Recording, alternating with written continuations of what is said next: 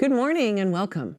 I'm Kate Roberts, President and CEO of the Monterey Bay Economic Partnership. We're so grateful you've taken the time to stop what you're doing and come together to reflect on the data that tells the story of our region, to focus on solutions, and to celebrate our region. Please join in the conversation via the chat and Q&A features. Also, this event is being recorded and the slides will be shared. We are beaming to you today from the studios of Community Television of Santa Cruz County. This is their first broadcast in over a year, so we are so thrilled to be able to support them. Wasn't that fun to enjoy a little nature time courtesy of the Monterey Bay Aquarium, who, by the way, is finally reopening? I don't know about you, but I am so excited to see the animals again and to breathe life back into our visitor economy. Before COVID, the aquarium attracted nearly 2 million visitors annually, who generated over $128 million annually for Monterey's tourism economy and over $11 million in tax revenues to peninsula cities. While closed completely for nearly 14 months and facing a $70 million revenue loss, the aquarium staff has, of course, continued to care for all the animals and done a great job to keep the aquarium top of mind through its social media channels and its webcams, like the one we enjoyed this morning of the kelp forest, providing beauty and a connection to the ocean for people around the globe during the pandemic. Its education programs went digital through producing online classes in English and Spanish that reached more than 40,000 learn-at-home students in all 50 states. They are so happy to get back to the business of inspiring ocean conservation and look forward to welcoming the general public back starting next week. Tickets are available and must be purchased in advance, so please be sure to check their website, montereybayaquarium.org. So for those of you who are new to MBEP, we are a member-supported nonprofit and were founded in 2015 with the vision of a thriving region with quality jobs, excellent education and healthcare, while preserving the natural beauty and healthy lifestyle we all desire. MBEP's strategy is to implement initiatives that help realize this vision. So first off, I want to thank our sponsors, not only for supporting this important discussion today, but for all they are doing and helping in the recovery.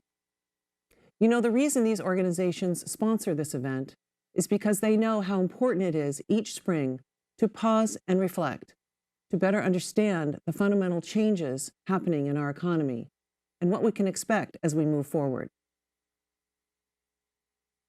And we are also so very grateful to the extraordinary leaders who serve as MBEP board members. And of course, big gratitude to all of our members who put the fuel in our engine. We couldn't do our work without your support. Here's just a bit of a brief snapshot of highlights from our first 5 years in our focused initiative areas: housing, broadband, workforce development, and climate change. These are the results that you, our members, have enabled.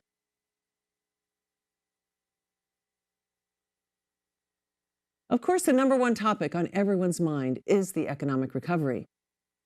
I'll let the professional economists speak on specifics a little bit later in our program, but I wanted to share this image of what confirms what we knew anecdotally. An even more bifurcated economy has emerged, with ballooning wealth inequities, where the rich are getting richer and small businesses, people of color, women, and those living on the edge are continuing to decline.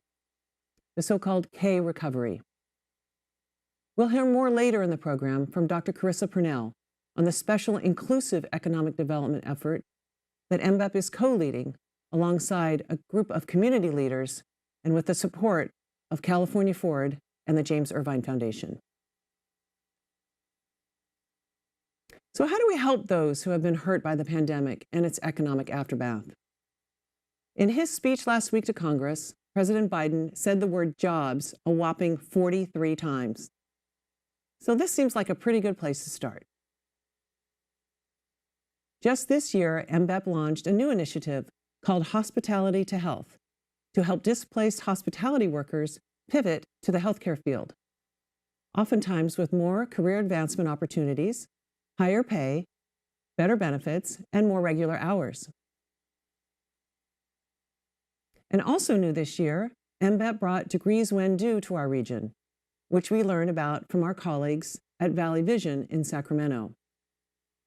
This is a free resource that is helping increase degree attainment among some college no-degree residents, so they can be on a better, higher-wage career pathway. And as you may already know, MBEP invests a lot of time and effort connecting local talent with our local employers through the Monterey Bay Internships Portal that we established with our members in 2016. This is a fantastic free resource that has helped hundreds of students gain valuable work-based learning experience. In addition, MBEP's own Student Ambassador Program offers work-based learning opportunities to students while supporting our members with technical assistance. Here are just a few examples of the kind of assistance our members expressed a need for, where we've matched them with local college students or recent graduates who express interest in climate and sustainability careers. To date, we've hosted over 25 interns who have benefited from the program while supporting our work, that of our members, and the communities we all serve. Building back better means taking a holistic and integrated approach across all of our initiatives. We believe building a green workforce can lead to a stronger, cleaner, and more resilient economy. We'll get to hear more on this topic from our panel discussion later in the program. It takes all of us working across all sectors and committing to thinking creatively and acting boldly, which is why we've partnered with our members to advance equitable climate change solutions, sustainable planning, and advocacy. One of the outcomes of the recent Central Coast Climate Summit series, which we co-hosted, is the development of a climate funding research page to support jurisdictions, businesses, and educational institutions to locate local, state, and federal funding opportunities. You can learn more about our climate change initiative on our webpage. We also are addressing our region's climate crisis through advocating for more flexible water credit transfer programs. Just one of the recommendations identified in MBEP's Blue Paper, a study on the impact of water and housing development on the Monterey Peninsula. Which leads me to our next initiative, and probably our most visible initiative, housing. The housing situation across the region is already so bad just last year from these numbers, as you see from the census data. So we need more housing, especially more affordable housing. This is why MBEP's housing dashboard, which tracks how each jurisdiction is doing vis-a-vis the 9 recommendations we laid out that will improve housing production across the region. Well, I don't know about you, but the last time anyone got a 28% grade, it certainly didn't lead to a fair assessment. We have so much work to do. So MBEP is excited to lead the conversation and the convening process around our region's housing element process, which is incredibly important because this process dictates policies and programs that we'll be living with for a long time as it relates to housing production. A housing element is basically a housing blueprint for municipalities that is required by law and includes current and projected housing needs. It outlines policies, programs, and objectives needed to achieve its housing goals.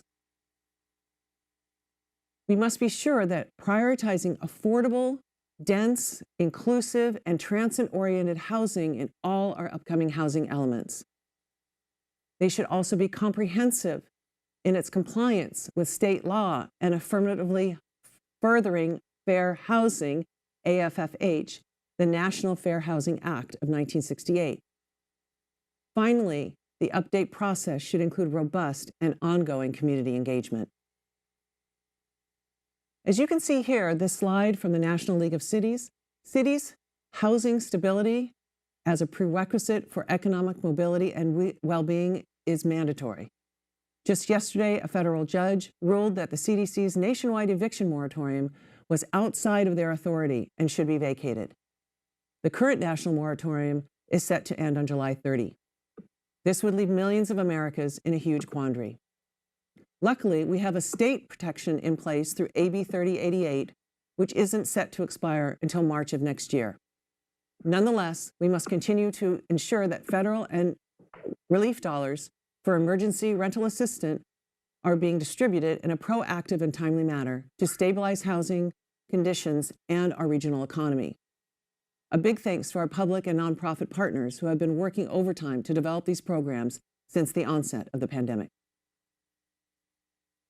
MBEP believes we should prioritize organizing locally in order to maximize the impact of these federal relief dollars, such as the American Rescue Plan, or ARP. This is a once-in-a-lifetime opportunity to line up regional, state, and federal resources, and we'll be hearing more on this topic a bit later in our program from our board vice chair, Matt Huffaker, the city manager of Watsonville. We should be leveraging as much as possible through matching state funds and private equity investment with the goal of quadrupling or even more the $280 million that's coming into our region from the ARP funds. We have the opportunity to turn this money into $1 billion if we choose to do so.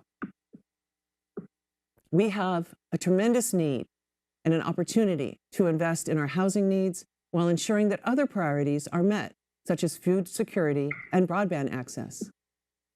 Speaking of broadband, MBEP has been working hard over the last few years to ensure that all our residents across the region have adequate broadband access. You'll have to stay tuned until a bit later in our program for a sneak peek at our newest initiative, Equal Access Monterey Bay, that is modeled on a very successful Equal Access Santa Cruz program. So that was a very quick tour of some of the priorities that MBEP is working on. Lots of information on our website. You can check it out at mbep.biz. And I know that my team has been sprinkling in links and additional info into the chat for your reference too. It's my great pleasure to welcome back Jessica Morris, Deputy Secretary for Forest Resources Management for the California Natural Resources Agency. As we all know too well, the severe drought we are in could be among the worst in centuries, deepening the disappointing snowfall over the winter, and it's so scary that the fire season now seems to be an all-year thing. Just this past weekend, a multi-acre fire reemerged in the smoldering embers in Big Basin, which was decimated by the CZU fire complex last summer. Jessica is going to pick up where she left off at our State of the Region event last December to help us see how improved forest management can not only benefit our region's wildfire resistance and environmental quality, but also provide year-round well-paying jobs that offer upskilling and reskilling opportunities for those who have been impacted by the pandemic. Jessica, over to you. Part of a partner with Monterey in really tackling California's climate resilience issues. As you know, our climate challenge has been multi-generational crises in the making, where we last summer experienced 5 of the 6 largest fires burning simultaneously. And these are 5 of the 6 largest fires in state history. We had 250,000 people displaced. And just as a point of comparison, in 2019, we had 277,000 acres burned. And in 2020, we had 4.2 million acres. And we hadn't seen that scale of burning since the Little Ice Age in California. And then it was significantly less severity of those burns. So these are crises coming together. And it's important to understand how we got here. We had a legacy of gold rush era clear cutting that led us to lose 97% of California's forests. Then out of the politics of this are really important to understand. Out of that era, we had the conservation movement came to say, let's protect what public land we have left, this very radical concept of public land. But the Congress at the time, at the turn of the century, did not support it.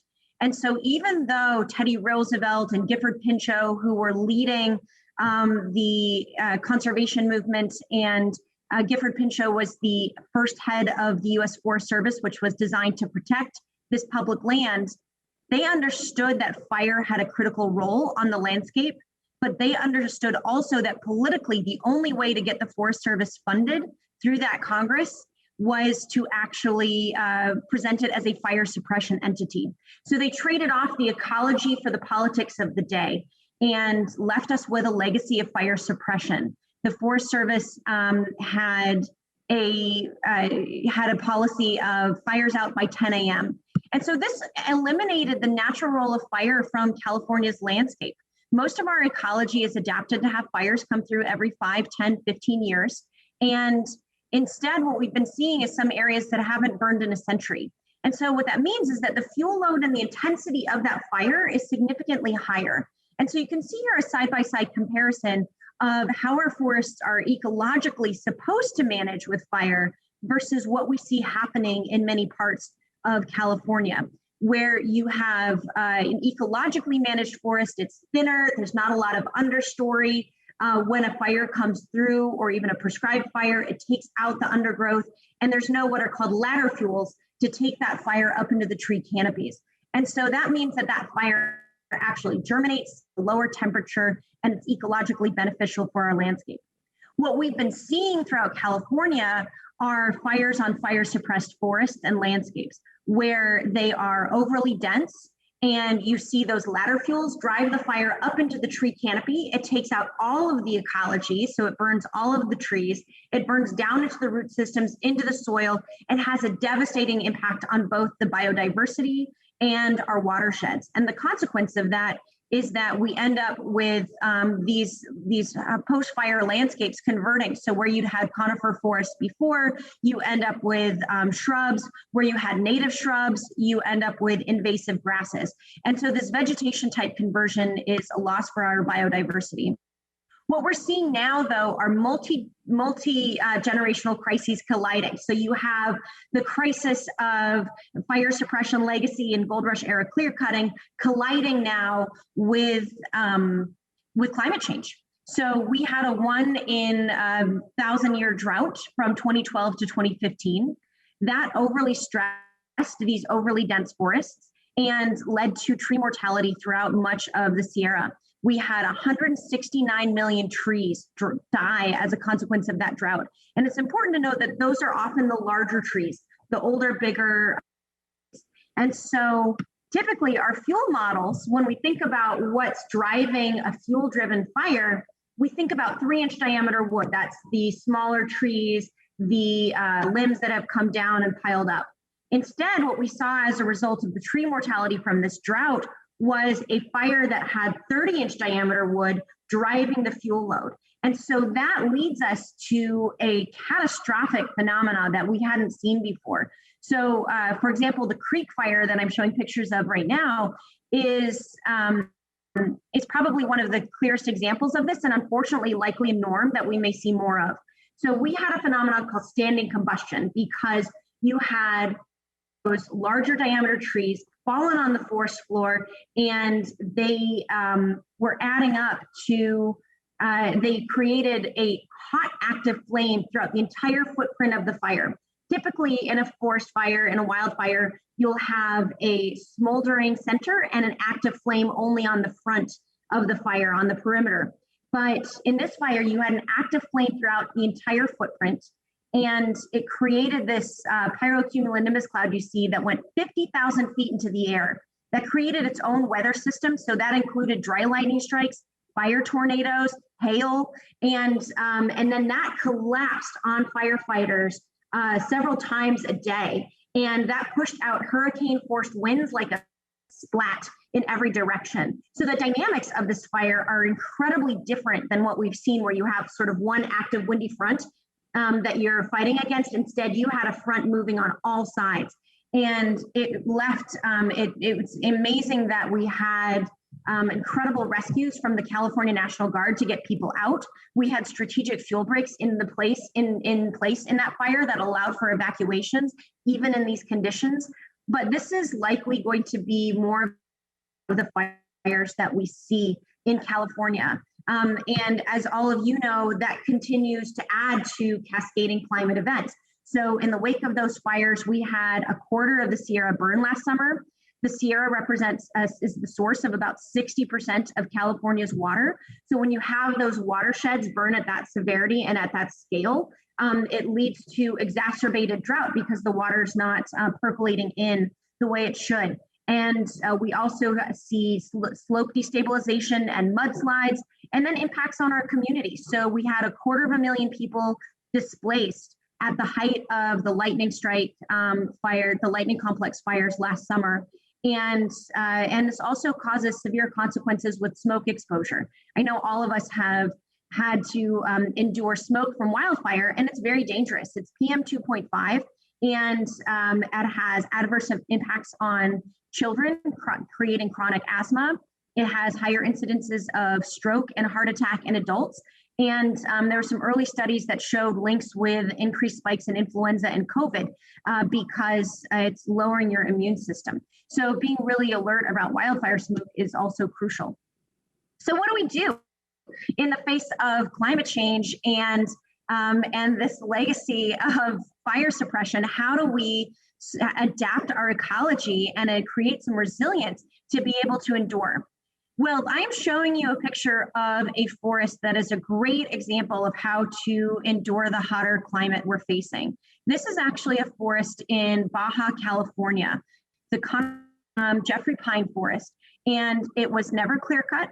It has been managed naturally by natural fire cycles through lightning strikes throughout its life. And as you see, it has the natural density of a forest that we expect. It has the tree diversity. And so even at a higher climate, hotter climate, this can survive. So we are doing groundbreaking investments now across 3 fronts of fire resilience to enable us to be able to meet the crisis head on. So we invest on 3 simultaneous fronts. The innermost front is really what we're doing in a community. So that is home hardening, defensible space to protect a community in the worst case that a fire comes through. The next area that we invest in is in the wildland urban interface. This is what we do around a community. So if a fire is coming, we put in strategic fuel breaks. We put in we often do these along roadsides so that there are evacuation routes. And so that investment around a community helps hold fire lines and give communities a chance to evacuate. And then the last front is really important, which is what we're doing across the landscape, whether you're in grassland, shrubland, rolling oaks, redwood forests, high Sierra pines. It's really crucial to be creating a fire resilient ecology. And that means often thinning out the underbrush, returning prescribed fire to that landscape, and getting the fire return intervals back to their normal levels. So across those 3 fronts, what's exciting is that the governor has released a $1 billion investment in wildfire resilience. And this is in addition to our fire suppression tools. So just as a point of comparison, last year we had $75 million for those 3 fronts of resilient activities. And now we are looking at $1 billion, of $536 million was actually released early by the state legislature. And so we are investing across all 3 of these fronts. On resilient landscapes, we are ensuring that we're investing across different types of jurisdictions, whether it's small family landowners, state-owned land, tribal land, and privately owned industrial land, to ensure that we have tools and programs that can help us get up to a higher level of cohesive resilience, because the wildfires aren't pausing and asking whether or not this is a federal or state-owned land. They don't pause at jurisdictional boundaries, and so our strategy can't pause there either. But this is a great example of how landscape scale investments work. This is a photo of the North Complex fire footprint and near the town of Quincy. And this was an investment made by the Sierra Nevada Conservancy in partnership with some local partners, and they did fuel reduction work. And you can see where they reduced the ladder fuels under that fire went from really high severity, which burned all of the trees. As soon as it hit that fuel reduction area where they had done thinning, taken out the undergrowth, and restored that forest more to its natural normal density, the fire continued to burn, but it burned underneath and eventually put itself out. because there just wasn't the fuel load, even though those trees were still there. So this is what the goal of our landscape scale investments, to be able to have fire hit the landscape and have it be an ecologically beneficial impact rather than the high severity impact you see on the other side. When we're investing around communities in that wildland urban interface, we're investing in strategic fuel breaks. This is an example of one along a roadside. So you see that you're essentially, it's going to have kind of a park-like atmosphere to it. You're thinning out the undergrowth so that communities can evacuate and you don't have flames licking at tires. It also gives firefighters a place to stage equipment, and it cools that fire down when it hits that less fuel load and allows them to approach the fire and hold the fire lines. Here are a few different fuel breaks in action. We've got the National Guard on them right now, and the lower corner is one in Paradise that actually arrested on its own the campfire burning in Paradise and saved the town of Sterling City. The last area is really what we're doing as individuals and homeowners and home hardening and defensible space. Homes burn from the inside out in a catastrophic fire. And so ensuring that you have sort of ember-proofed your home and taken critical steps is crucial. Go to readyforwildfire.org. CAL FIRE has pamphlets and handouts that show you what to do and what types of material to put on your home, like different eaves and vents for your attic, et cetera, that help keep embers out and help homes survive. So finally, in this $1 billion investment, we are also investing across the strategic categories to really ensure that it has a lasting multi-generational impact. We are driving regionally driven strategies, so across all three fronts. No one's part of California's ecology or community is going to need the same ratios. And so we are investing in regional partnerships and collaboratives to design regional scale fire strategies, and then directing all of the statewide grants to invest in actually executing the projects identified within those strategies. We're also investing in science-based management to improve getting more LiDAR, hyperspectral imaging to improve our data and analytics models to ensure that we are having the right impact on the right landscape. And then finally, I want to talk about how we're investing in workforce development and business development, because that's crucial, that this investment in our ecology and climate resilience also delivers huge benefits in terms of improving local communities and local ecologies. We really invest in a triple bottom line model where we are investing both in the environmental quality. You can see kind of listed out here some of the environmental benefits we get from these activities, but also improving both and strengthening our communities and improving our local economies. So many of these economies are in need of good paying, fast paying jobs, especially the ones that are in more rural areas, whether you're in Santa Cruz or in some of these more rural communities outside of Monterey, that getting people to work on the landscape is really crucial.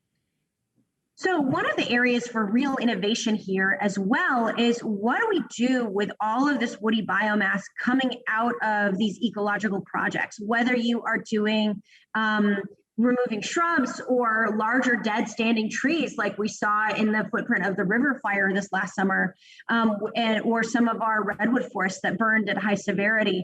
It's important to make sure that we are not just either open pile burning or landfilling that wood, because that releases carbon and methane.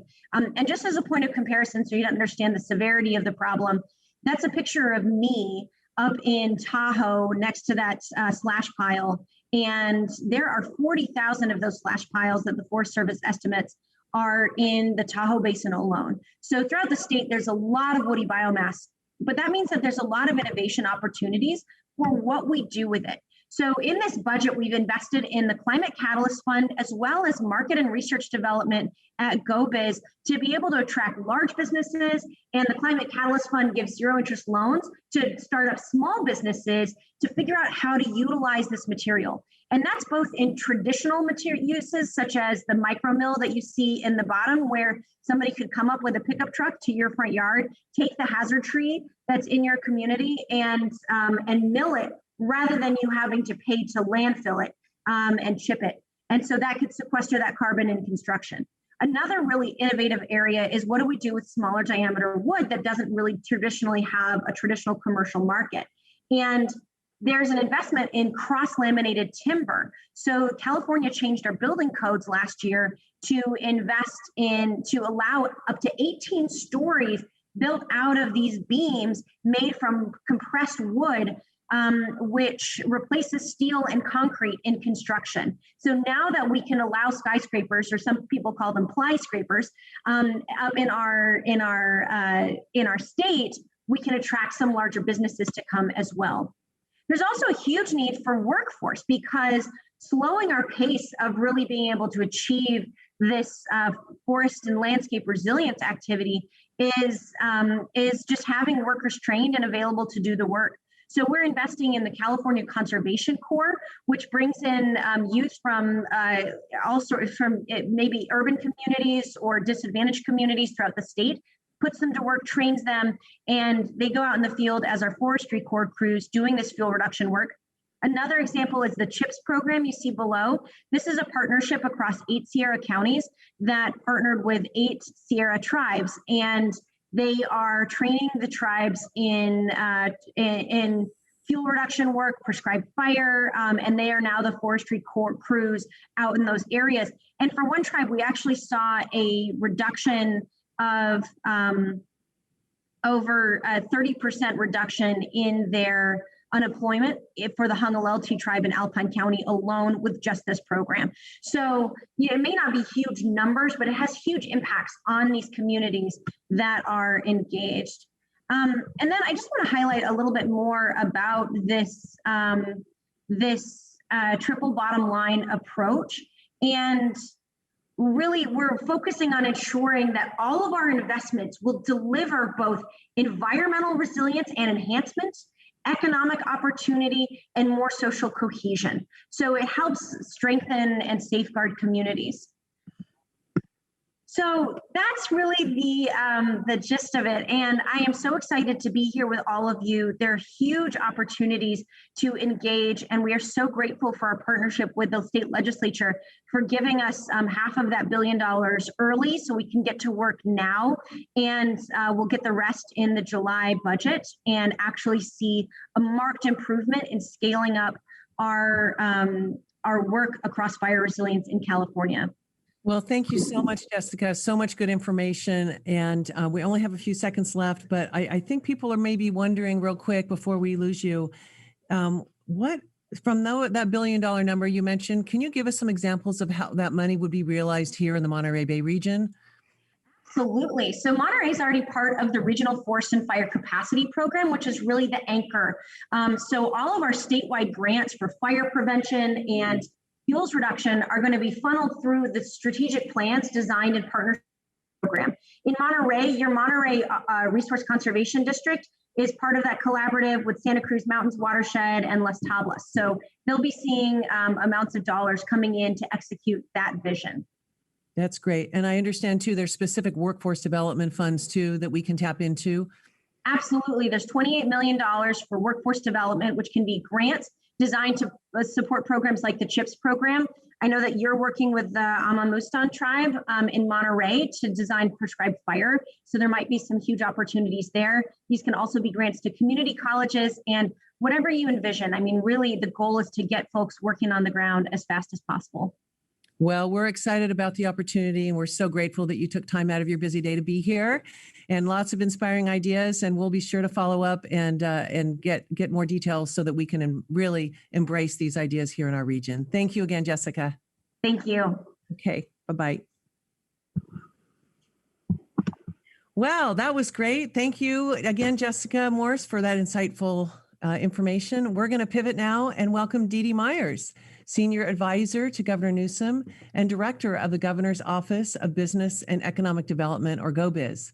Dede is going to share her perspective on our ballooning wealth inequity, the so-called SHE session, and how current legislation in process might be able to address these issues. And I know there's also the hot topic of the budget surplus. So without further ado, let's welcome Dede to the stage. Hey, Dede. Hey, Kate. Great to see you and great to be with everybody today. Great. So I think it might be helpful just to start, Dede, with a little bit about, what does the GoBiz do, and what is your purview, and how are you dealing with the current economic situation?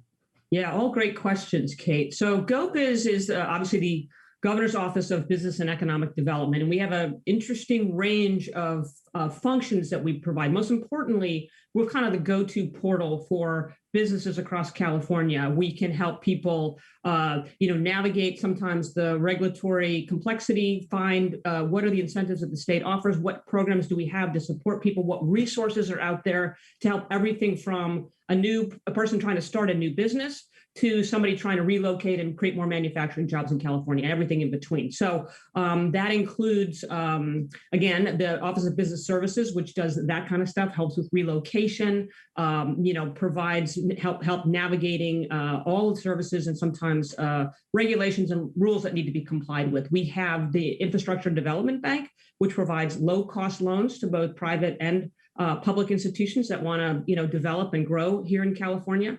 We have something called the Cal Competes tax credit, which is, again, a tax credit for businesses that want to commit to investing in California and creating jobs over a long period of time. We have this Office of the Small Business Advocate, which is a really important part of what we do. We just hired our previous small business advocate, Isabel Guzman, has gone off to be the head of the SBA for President Biden. So we have a friend in Washington, but we have a new small business advocate named Tara, and she's fantastic. And I look forward to you guys all meeting her soon. And she can help navigate all kinds of again, programs. Most importantly, the governor and the legislature have put forward $2.5 billion in grants. The last round of that grant program for small businesses closed yesterday. We're looking forward to having additional supports for small business in the budget. The governor is going to announce the May revise, we call it, not to get too technical, but the kind of the next iteration of the budget, which will reflect that unexpected surplus that you mentioned, Kate, as well as some of the federal help that we're getting. It will provide additional investment for small businesses. So those are some of the many services. We also do things like we are the place where we're helping create the marketing strategy for the zero emissions vehicles plan that the governor embracing, that California will no longer sell new internal combustion engine cars by 2035. How do we get there? That's something that we do in GoBiz. And there's a few other things that we do too, but those are some of the big ones. Again, most importantly, we're the place to go if you need help, and we are here to try to help. So just so what's our life been like during the pandemic? I came to this job in December at the absolute nadir in many ways of the pandemic. My team has, certainly been there working hard and pedaling really fast from the beginning. And one of the things that we, again, have tried really hard to do and worked with the business community to do is to provide safeguards for businesses, and that includes shutting down a lot of businesses. But now that we're on this side, happily, the conversation is all about how do we reopen safely and predictably with some transparency so that businesses can begin to open and plan for that longer term and bring back their employees with some certainty about what the future is going to look like. California was very hard hit by the pandemic for complex reasons, including we're much denser than a lot of people realize.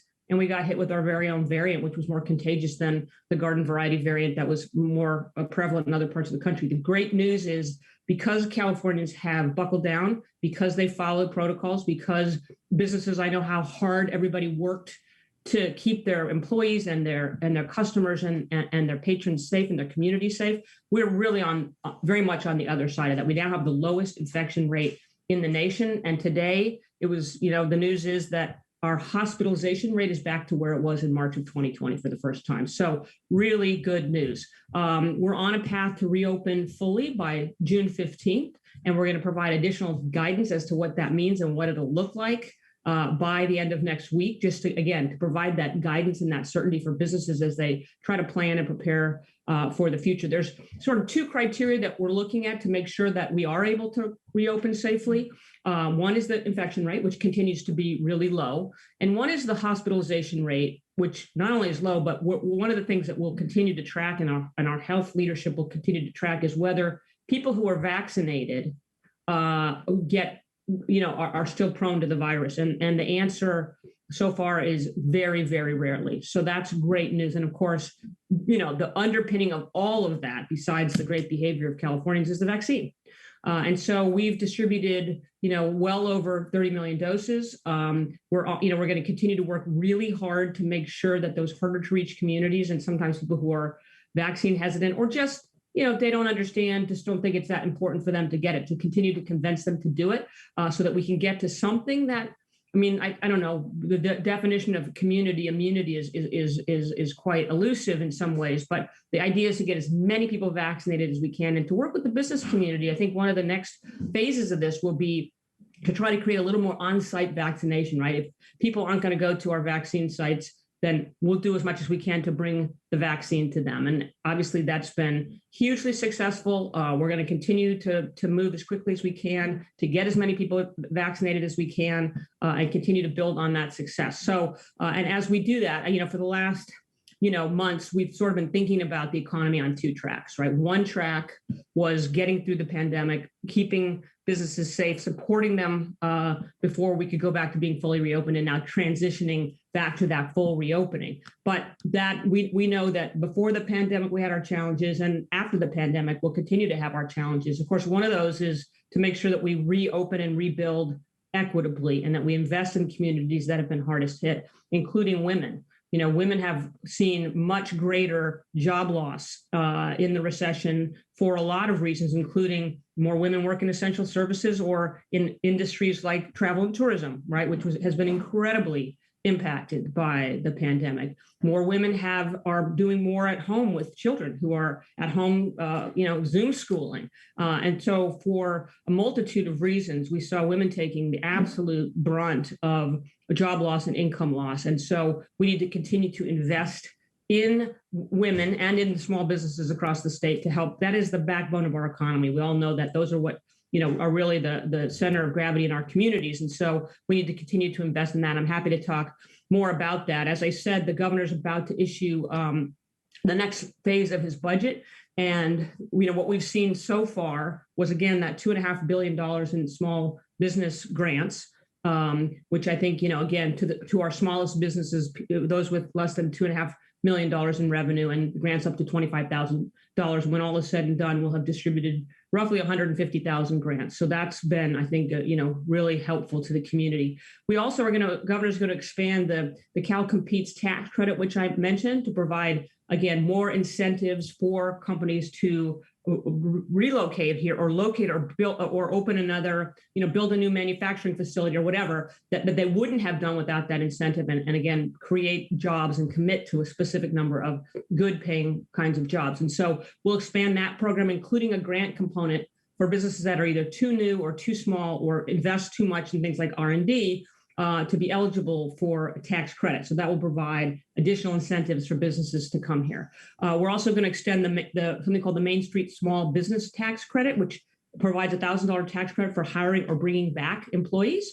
We're going to try to mitigate SALT, the state and local tax deduction, which went away a bit punitively in the federal tax revision a couple of years ago, particularly for S-Corp shareholders, which I know affects a lot of your businesses. We're going to try to help those really small businesses they try to start. We've got something called the California Dream Fund that will seed new entrepreneurs, people who create new businesses in underserved communities. And then we have something, the California Infrastructure Bank, iBank, which is going to have additional resources to provide low-cost loans to small businesses and to others to make sure that there's capital. One of the problems we know exists, particularly for underserved communities, is access to capital. So these programs will provide not only access to sort of medium and larger projects, but also to some of those small people who've been cut out of that capital market. So a lot coming. It's really, a year ago, we were looking at cutting, tens of billions of dollars from the budget, $50 billion, more than $50 billion. And now all of a sudden we find ourselves not only with the state surplus, but the federal, the federal stimulus and hopefully additional infrastructure spending that will allow us to do some of those longer term things, not only get the economy back on its feet, not only reinvest in our small businesses, but invest in our infrastructure, right? Everything from the roads and bridges and things we traditionally think of, to how do we make sure that people have access to quality high-speed broadband all over the country, not only for students, but for businesses and for healthcare and all the things that we have learned in this last long year that we can do if we have a good, reliable, high-speed internet connection and a device to allow us to get onto it. So all that is coming and really exciting times. And, it's been a long, hard year, but I think there may be some silver lining as we rebuild equity and rebuild for a future where California continues to be, the innovation and economy that drives so much of the world. And I'll say one last thing, Kate, and then we'll turn it over to questions. Even in this, one of the things that has made California so special, right, is this entrepreneurial spirit, this innovative kind of a culture that is, a combination of people coming with great ideas, a fantastic higher education system, and just a culture that responds to these new ideas and creates the businesses of the future. But even during this pandemic, even in the height of all that was going on, there was a 20% increase in the number of small businesses that were started, or new businesses. Some of them probably weren't very small, but a 20% increase. And I think that just shows the resilience, the optimism of our communities that, hey, we're going to get through this. We're going to create new businesses. We're going to chase new ideas, and we're going to build back better. That's going to take a lot of work. We're not going to take anything for granted. We're going to address some of those long-term problems. But I think, given all we've been through, I feel like we're at an optimistic place and looking forward to the future. So with that, Kate, I'm happy to answer any questions. Yeah, well, wonderful, Dede. So much good info you packed into a very short amount of time. I'm glad that we're recording this. I'm going to have to go back and re-listen to all those different programs and tax credits and whatnot. And of course, for more information, our viewers can go to the GoBiz website and I'm sure get links to all those good programs you mentioned. I wanted to just delve in a little bit more into this, so-called she session. I love it that you're some of the ideas you talked about, but really when it comes to daycare, that's, as you mentioned, a lot of the women are caregivers, and that was the problem with women having to stay home and miss out on work. And I think we saw the largest decrease in the workforce in women since the 50s or something crazy like that. So really specifically targeting women-owned businesses in part of these relief funds. Is there a special sort of caveat for that? Is there other things that the state is thinking about as far as daycare that would obviously help with this whole issue? Just share with us a little bit more about what women can expect as we move forward with either budget surplus or the legislation session. Right, sure. And yes, you're absolutely right. We've all seen the numbers, how disproportionately, again, job loss and income loss has affected women. And that's been exacerbated by having kids at home for so many. So a couple of things. One, the Small Business Relief Grant Program was definitely targeted to try to reach women. There are limits, under things like Prop 209 that we can do. But one of the things we did was we looked at the industry's hardest hit, right? We prioritize the industry's hardest hit, such as travel and tourism, personal services, daycare, restaurants, food services. Those are the industries that are hardest hit, and we know those are the places that employ a majority women. And so the grants were designed to both hit the hardest hit areas of the state and the hardest hit industries in the state. And so as we look at it, sort of more than 50% of our grants have gone to women and women-owned businesses, which is great.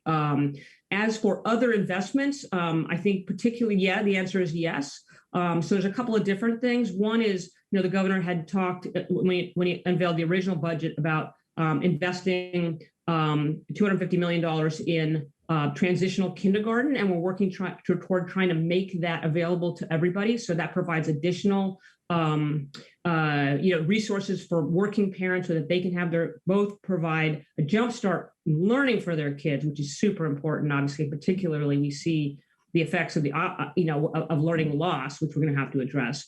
But it then so the kids are not only getting what they need, but the parents can then go back to work. Same thing with schools, right? We're investing a tremendous amount in schools to make sure that they get open. The governor has been very clear all day, 5 days a week, fully back in person by the fall. That's the goal. And we're going to invest a tremendous amount of resources in that to make sure that schools have what they need, because we know how to reopen safely. We know it's possible. We've seen it not only in California, but around the country. And that's critical, again, not only because it's what's right for our kids, they need to get back into that classroom setting, but it's really important for parents and particularly women. So then there's other things that the governor has pursued over the last few years, Kate, that are really important. One is requiring California-based companies to have women on their boards, right? First it was 1, and now it's moving up to 3. And the reason is because when you have those voices around the table, you address the challenges in a different way, and in the sort of panoply of challenges and of priorities changes. And we've seen that California businesses they have to now, and hopefully that'll be a model for the rest of the nation, because you put women in leadership positions and they not only solve problems for other women, but they create role models that women increasingly can follow. I think that's critical. And the first partner, Governor Jennifer Siebold Newsom, has also created a equal pay initiative, which the state is pursuing, but partnering with private sector to get them to commit, and many of our companies are doing it, say that they will review their pay practices every year. They will address those inequities and close those gaps. And so, getting more women in leadership positions, closing the pay gap, getting kids back in school, providing transitional kindergarten for everybody. And there's also additional subsidies for daycare. So that's kind of the strategy for helping women get back on their feet and get back into the workforce, or have the support that they need to support their families, both emotionally, all the things that women do, and financially. Yeah. Good. Well, I'm glad to hear there's so much that's in the works and on your radar to help women. That's fantastic. So I'd be remiss, Dede, if I didn't ask you this question that is, kind of swirling around. Some say it's just hype. Some say it's real. What about the whole mass exodus of businesses vacating the state of California? Is that really happening? Do we have data that backs that up? Are they just moving around the state? Are they moving out of the state? What's going on with all that? And what are you guys doing about it? Yeah, it's a great question. I'm actually glad you asked, because there is no data that supports it. There's, in fact, the data, to the degree that there is data, and there's actually quite a bit, it tells the opposite story. For example, if you look at things like post office keeps track of when people move and they change their address, right? So for the 5 Bay Area counties, 96.4% of people who left the Bay Area counties moved somewhere else in California. And that sort of in and out migration would be sort of very typical of a normal year over a long period of time. So that's just one good example. We are not seeing companies leave California in droves. There've been a few high profile. We all know who they are. We don't want to lose any of them. We want to keep all those companies here, the ones that have been leaders in the industry and providing new kinds of businesses. But we think there's way more people coming here, investing here, and continuing to create those businesses here. And I'll give you a few examples. California has more than half of all of the venture capital money that's in the country. It is 5 times more than the next 3 states combined, right? So there's a reason for that, right? There's an innovative culture here that people are investing in. We have the best higher education system. If you look at the U.S. News report on ranking schools, 6 of the top 11 public universities in the country are in California. 6 of the top 11. We have, again, a 20% increase in small business starts. We've been ranked by Bloomberg as the #1 innovation economy, not just in the country, but around the world, as one of the most innovative economies in the world, but the most innovative in California. And of the fastest growing companies and the most innovative companies, they're disproportionately here in California. So that has not changed. There has been a slow, our population growth has slowed. And interestingly, I could talk about this for a long time, so I'll shut up in a minute. But one of the reasons is that more people are going to college, to higher ed, and they're delaying childbirth. And that has reduced the birth rate in California. And then the last couple of years, there's been a net decrease in immigration from around the world, from international immigration, for reasons that have to do with federal policy. So that's not to say we don't have problems, Kate. I always want to be careful. There is no mass exodus, but we want to make sure that we pursue policies and fix the challenges that we're facing, or at least start to try to make sure that doesn't happen. We cannot rest on our laurels. We're not doing that. The governor, believes in the entrepreneurial spirit of California, but understands we need to have a business-friendly climate in order to make that happen. I'll say one more thing. The governor has made it clear he is not interested in tax increases. He will not sign an income tax increase. There hasn't been one since 2012 when Governor Brown pursued it through a ballot initiative. No corporate tax increase and no California wealth tax. Great. Well, I know that's music to people's ears here in the business community, and we really appreciate you saying that. And Dede, thank you so much. We're out of time, but I'm so grateful for you taking time out of your busy schedule to be with us today and share all that good information of what the state is doing to help us be successful here in our region. So thank you. Great to see you. And Great to be with you and look forward to working with you all going forward. Thanks again. Take care. Thank you. Bye-bye. You too.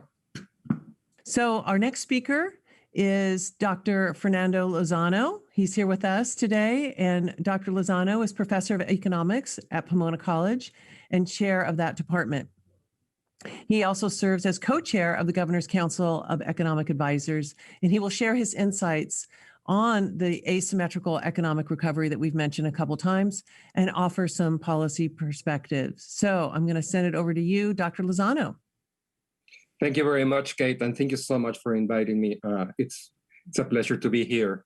So I will just get into the talk, and let me give you a roadmap of what I'm going to do. First, I'm going to ask you to bear with me just for 3 slides while I present some data in which where I'm going to try to diagnose what is the depth and acuteness of the recession due to the pandemic in the Tri-County area.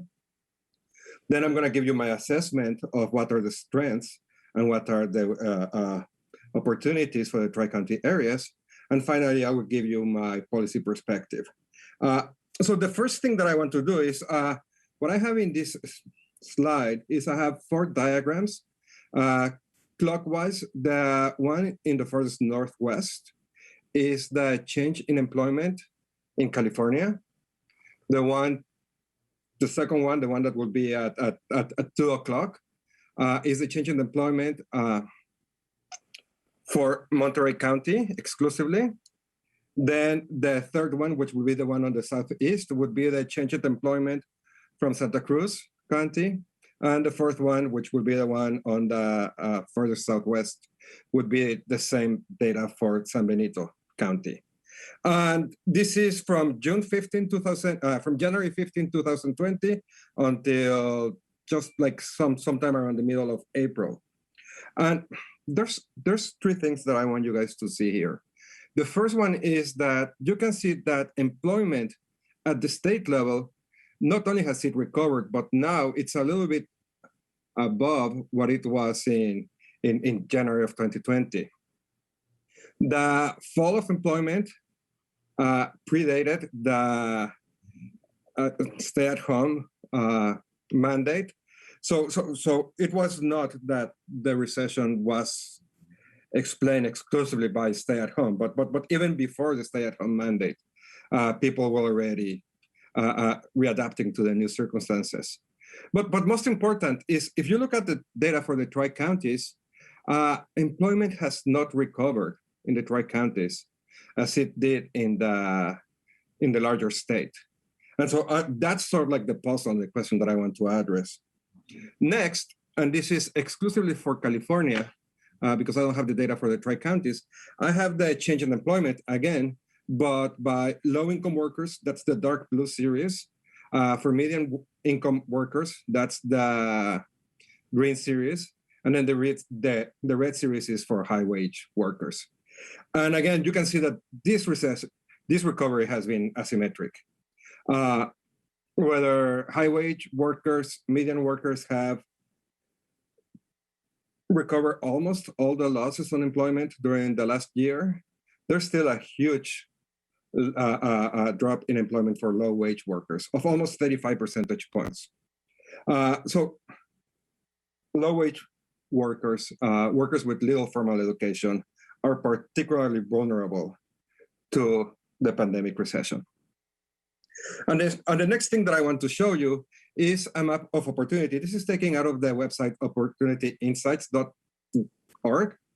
And you can see the coastal states towards the west, the coastal counties towards the west. And the more blue the data is, the represents counties where children who grew up in that county in the lowest income percentile have higher earnings. So the darker the blue is, the more economic mobility there is. the more red or brown that the county is the less economic mobility at the county level.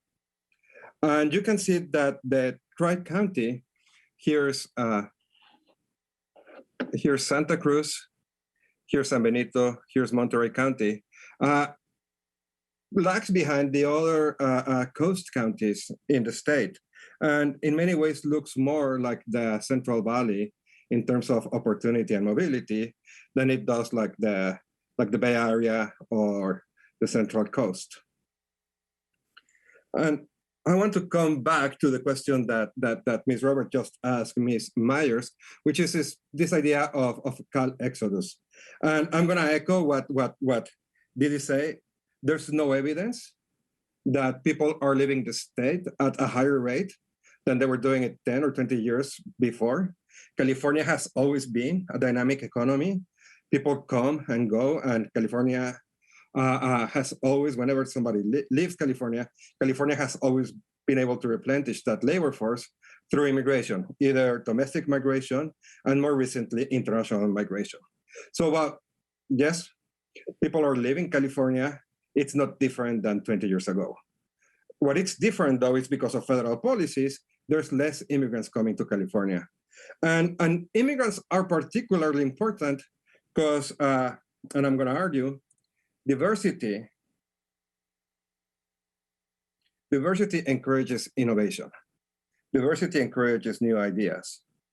And my punchline, if I might have one for today's talk, is that it is the lack of diversity that has made this pandemic more acute in the Tri-County area, in the Monterey Bay area, than in other parts of the state. So just to show you a little bit of the data, I have 3 graphs here, again, going from the northwest to the bottom clockwise. I have data for different cohorts and the proportion of college graduates. The blue triangles represent the larger state, excluding the Tri-County area. The circles represent the Tri-County area. What you can see is that the older cohorts look a lot like the rest of California.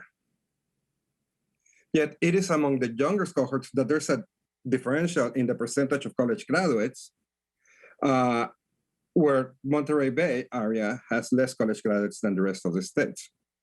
If you look at the second graph, where I have proportion born across different cohorts, again, you can see that there's differences across cohorts between Monterey Bay and the rest of the states.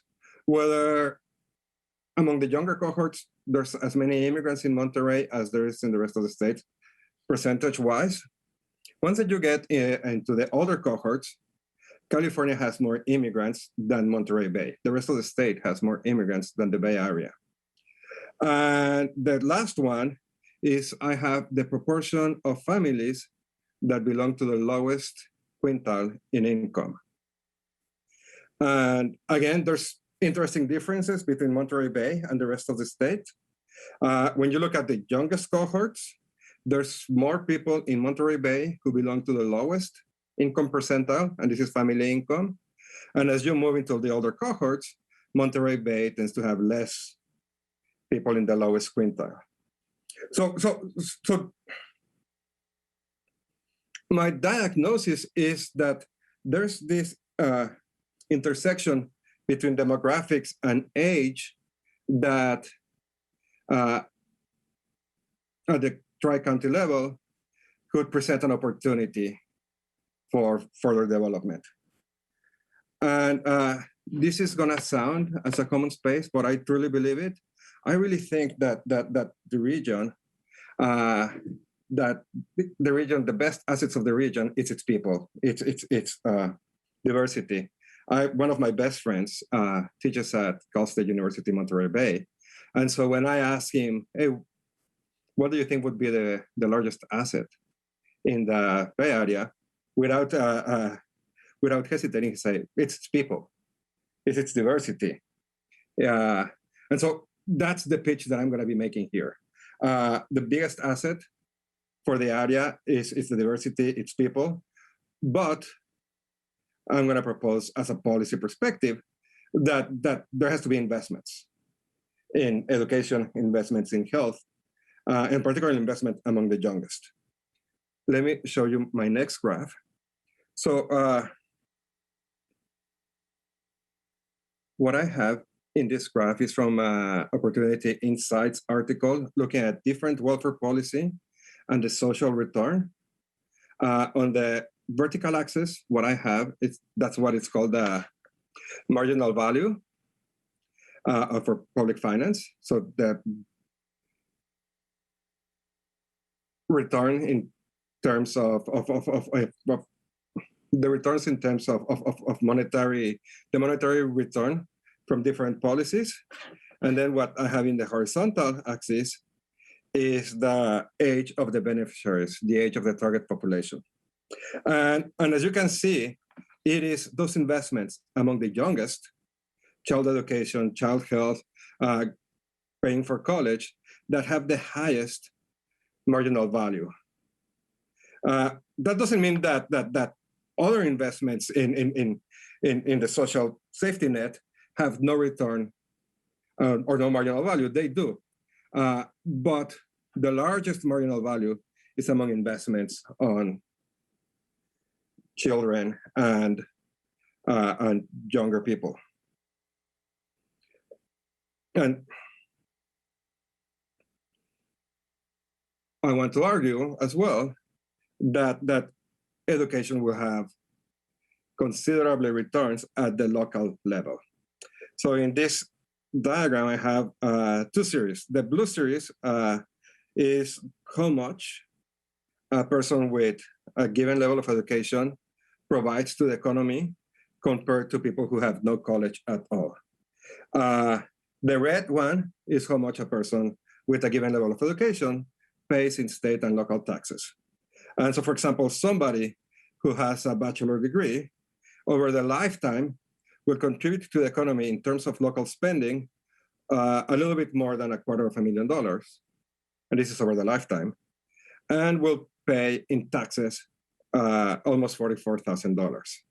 And so the higher the level of education of the person, the more that the person is going to contribute towards the local economy, both in terms of local spending, but also in terms of taxes, local taxes and state taxes. And finally, what I have here is I want to show how innovation, measured as number of patents, also explains economic growth. And so what I have in the horizontal axis is I have the number of patents between 2015 and between 2006 and 2015. It's the other way around. I got a little bit dyslexic there. And then what I have in the vertical axis is the change in income. And it's not surprising, for example, that Santa Clara County is all the way to the right. San Diego, that has like a strong biomed innovation cluster. It's here also on the right, San Mateo, Alameda, and so on. Most interesting to this talk, you can see Monterey County here with somewhat little innovation. And just a little bit to the right, you can see Santa Cruz. You can see that the relationship between the number of patents, or the change in the number of patents, and the change in income is positive. So innovation is one way of increasing income at the regional level. Now, this is also piggybacking on Dede's talk. California is by far the most innovative place in the world. 1/3 of patents in the US belong to companies in California, are registered to addresses in California. If California was a country, only Japan will have more patents than California, but that's not necessarily in per capita terms.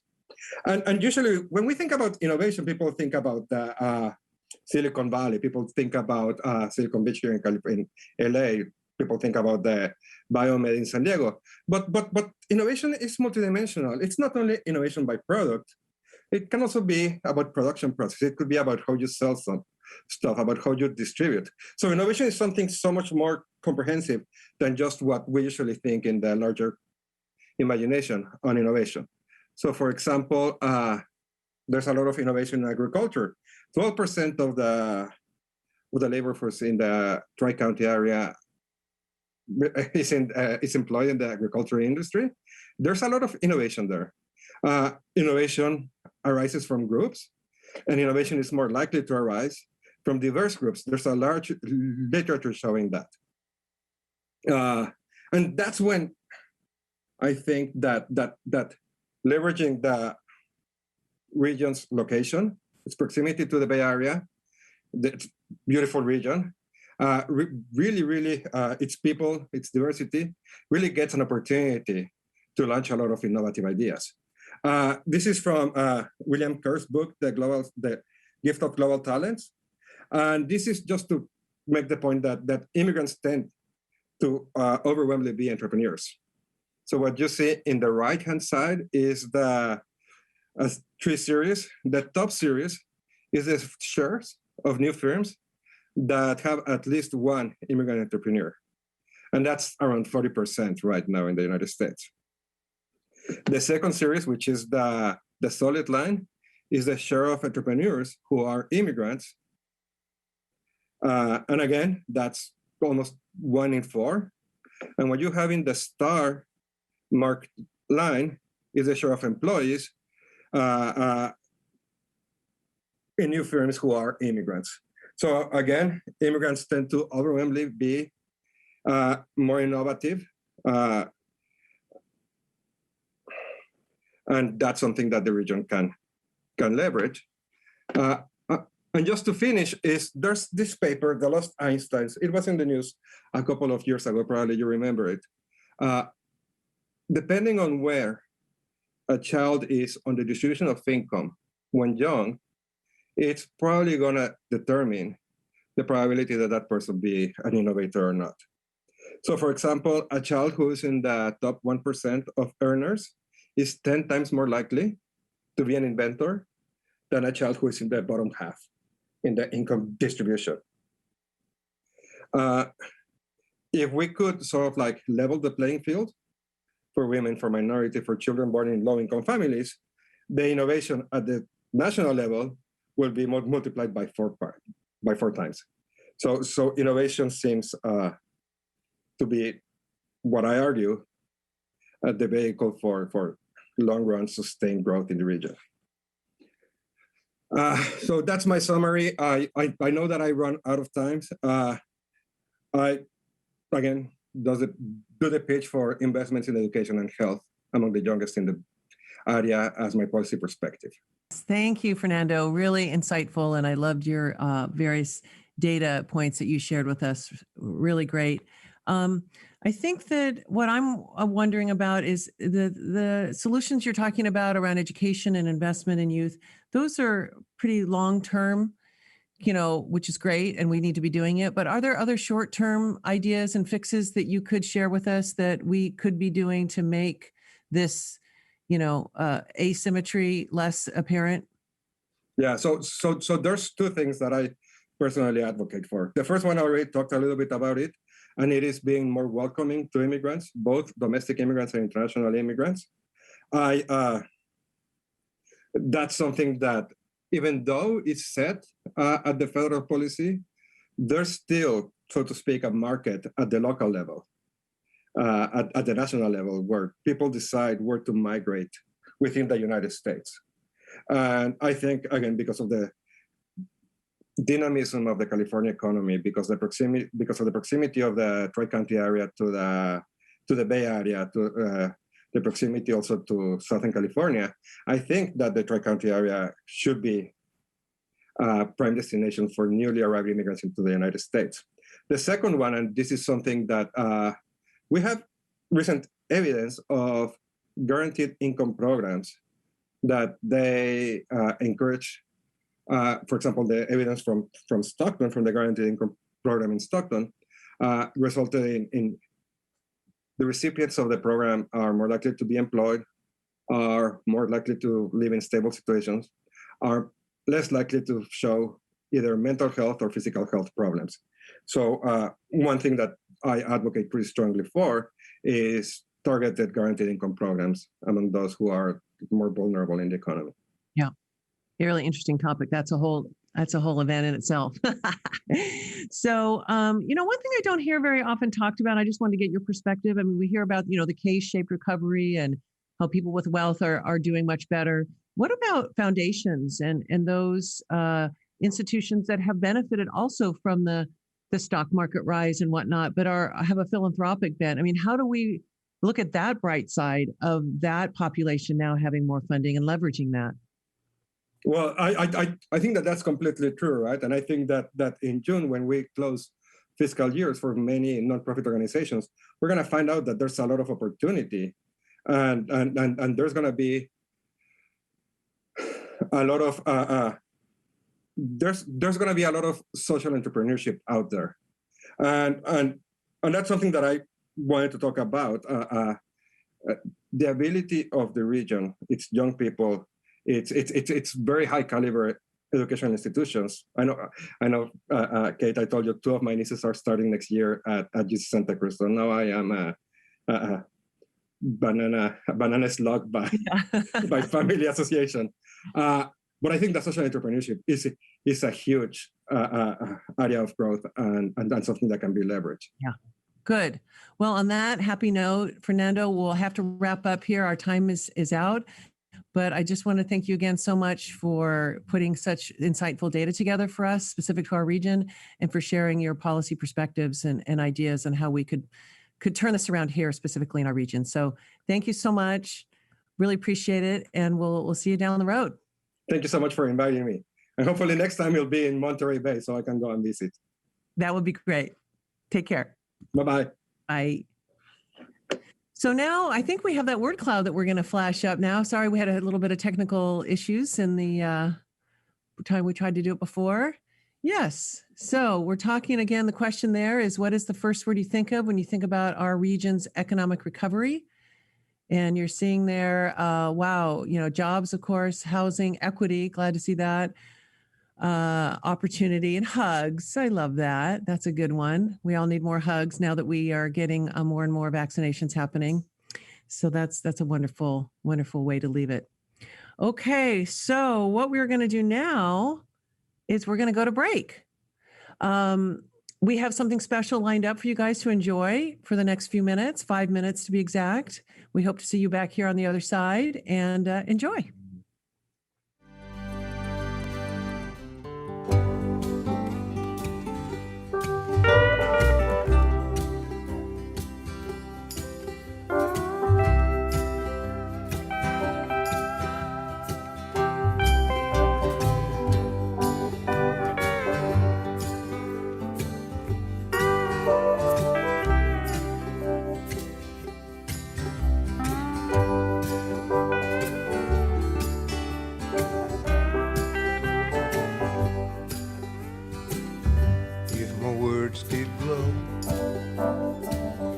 The gold sunshine and my tune would play on a harp unstrung. Would you hear my voice coming through the music? Would you hold me as it were your own? It's a hand-me-down. Thoughts are broken. Perhaps they're better left unsung. I don't know. Don't really care. Let there be song to fill the air.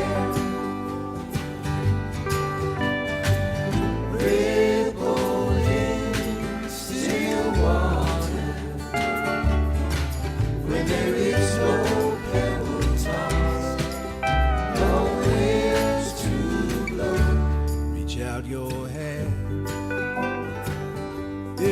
cup is empty, if your cup is full, may it be again. Let it be known there is a fountain that was not made by the hands of man. There is a road, no simple highway, between the dawn and the dark of night. And if you go, no one may follow. That path is hard, your steps alone. Rippling still water, where there is no pebbles lost, nowhere to play.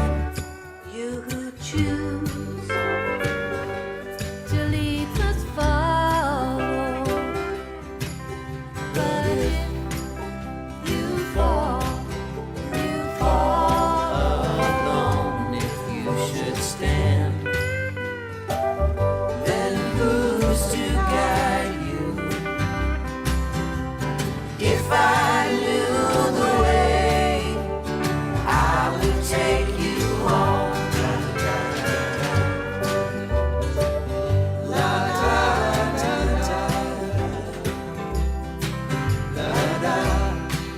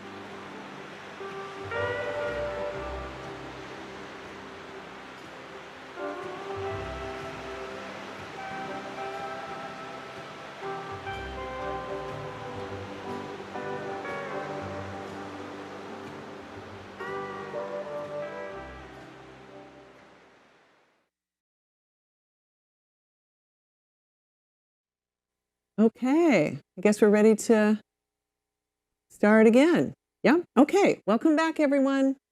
As you can see, a few new folks have joined me here on stage. We're properly socially distanced, of course. For our next segment, I'd like to introduce Dr. Tiffany Wise-West, who is the Sustainability and Climate Action Manager for the City of Santa Cruz, and Derek Hansen, who is co-founder and CEO of Mint Systems. Welcome to you both. Thanks for joining us. Thank you. And we're going to talk today about green jobs and how careers that are good for the environment are also providing ways for our residents to upskill and reskill. So Tiffany, why don't we start with you? Tell me, what does a Sustainability and Climate Action Manager do, and maybe about some of the work you're doing in this area? Sure, great. Well, thank you so much for having me here today. And yes, so I'm the Sustainability and Climate Action Manager for the City of Santa Cruz. I lead the city's strategy on emissions reduction, as well as climate adaptation, or how we deal with the impacts of climate change. Most recently, our Resilient Coast initiative that is dealing with sea level rise. Mm-hmm. I also am our staff lead on our Health and All Policies initiative, which prioritizes equity, public health, and sustainability in our decision making. And this topic's really important to me because I'm working with the community and the city on developing our equitable pathway to carbon neutrality through our Climate Action Plan 2030 process, which is really just gotten started. And again, the goal is to develop our equitable pathway to carbon neutrality. There will be a big focus on green jobs and green economy in this plan, and that will dovetail with our interim recovery plan's focus on green economy and a whole workforce development initiative that is already underway. So Great. a couple big projects that are tackling this topic. Great. Want to hear a little bit more detail on that as we get into it. But Derek, good morning. Good morning. So, Min Systems, what do you guys do, and why do you care about green jobs?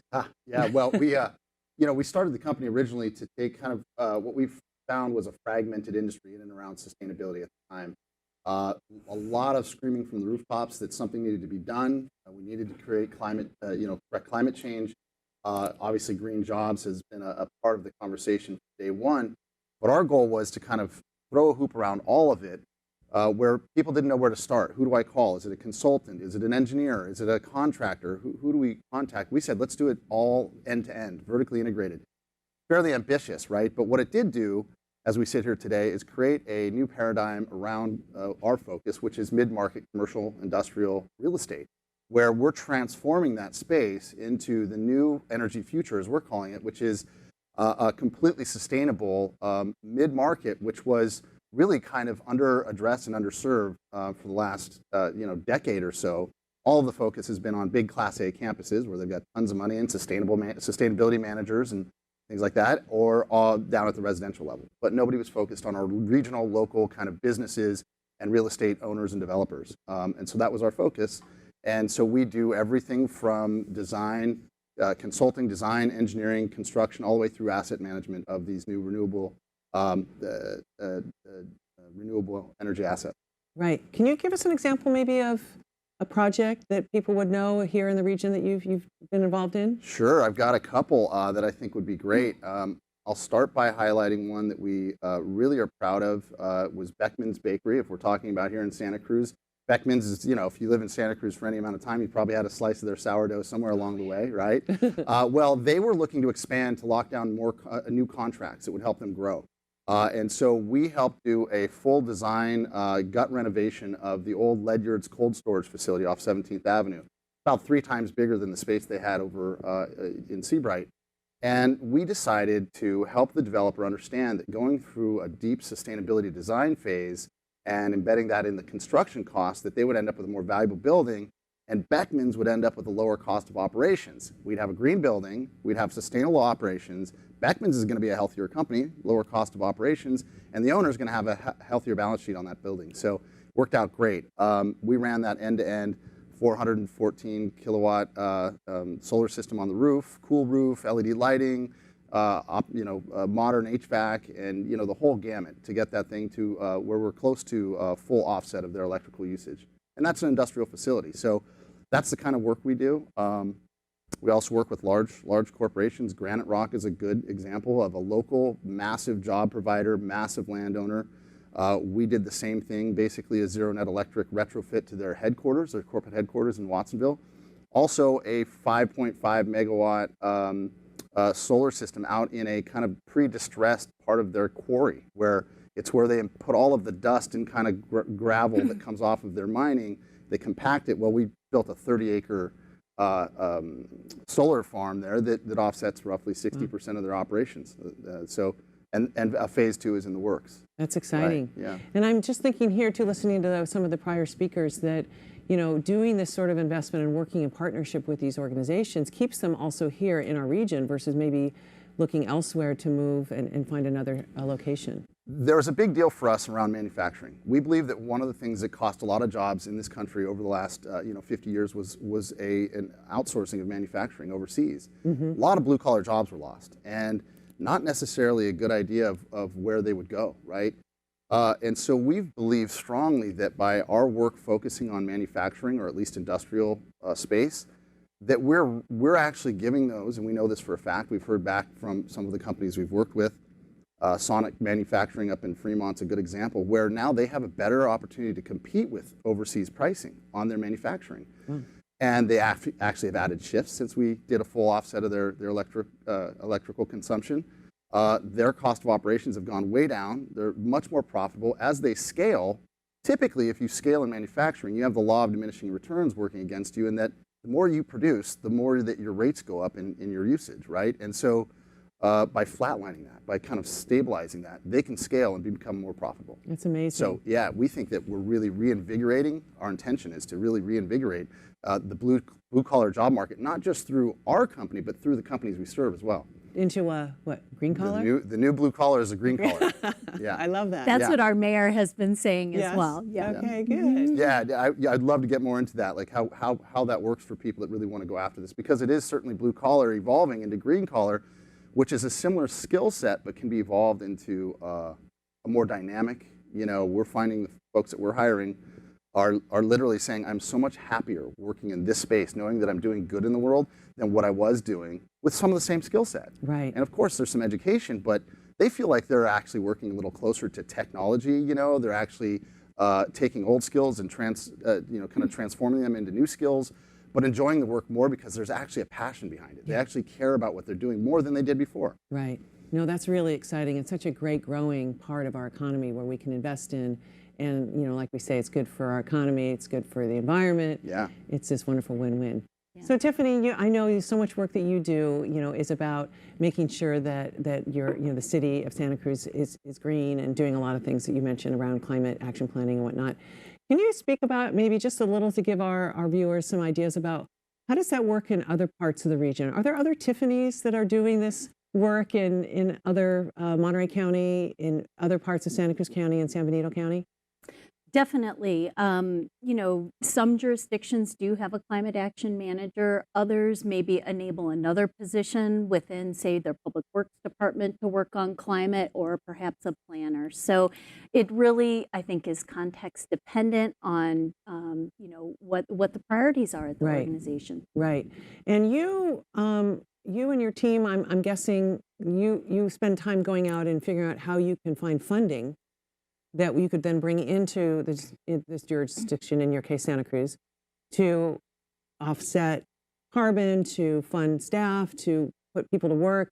Tell us a little bit about that. Is that true? And I just give people an idea of, by having you on staff, how much money is that bringing into the city? I mean, I don't know if you track that, but I'm just really curious. That has to be a huge return on the investment of you.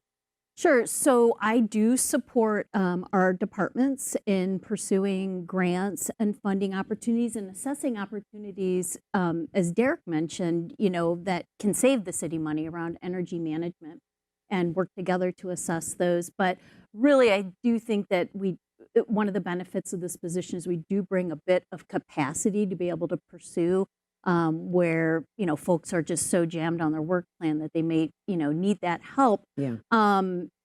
And we assist them to bring in the climate lens to perhaps make their proposals more competitive and to link them to the planning that we've done. Right. In terms of, you know, what we bring in annually, in terms of grants, it really is dependent on what's available, what our work plans look like.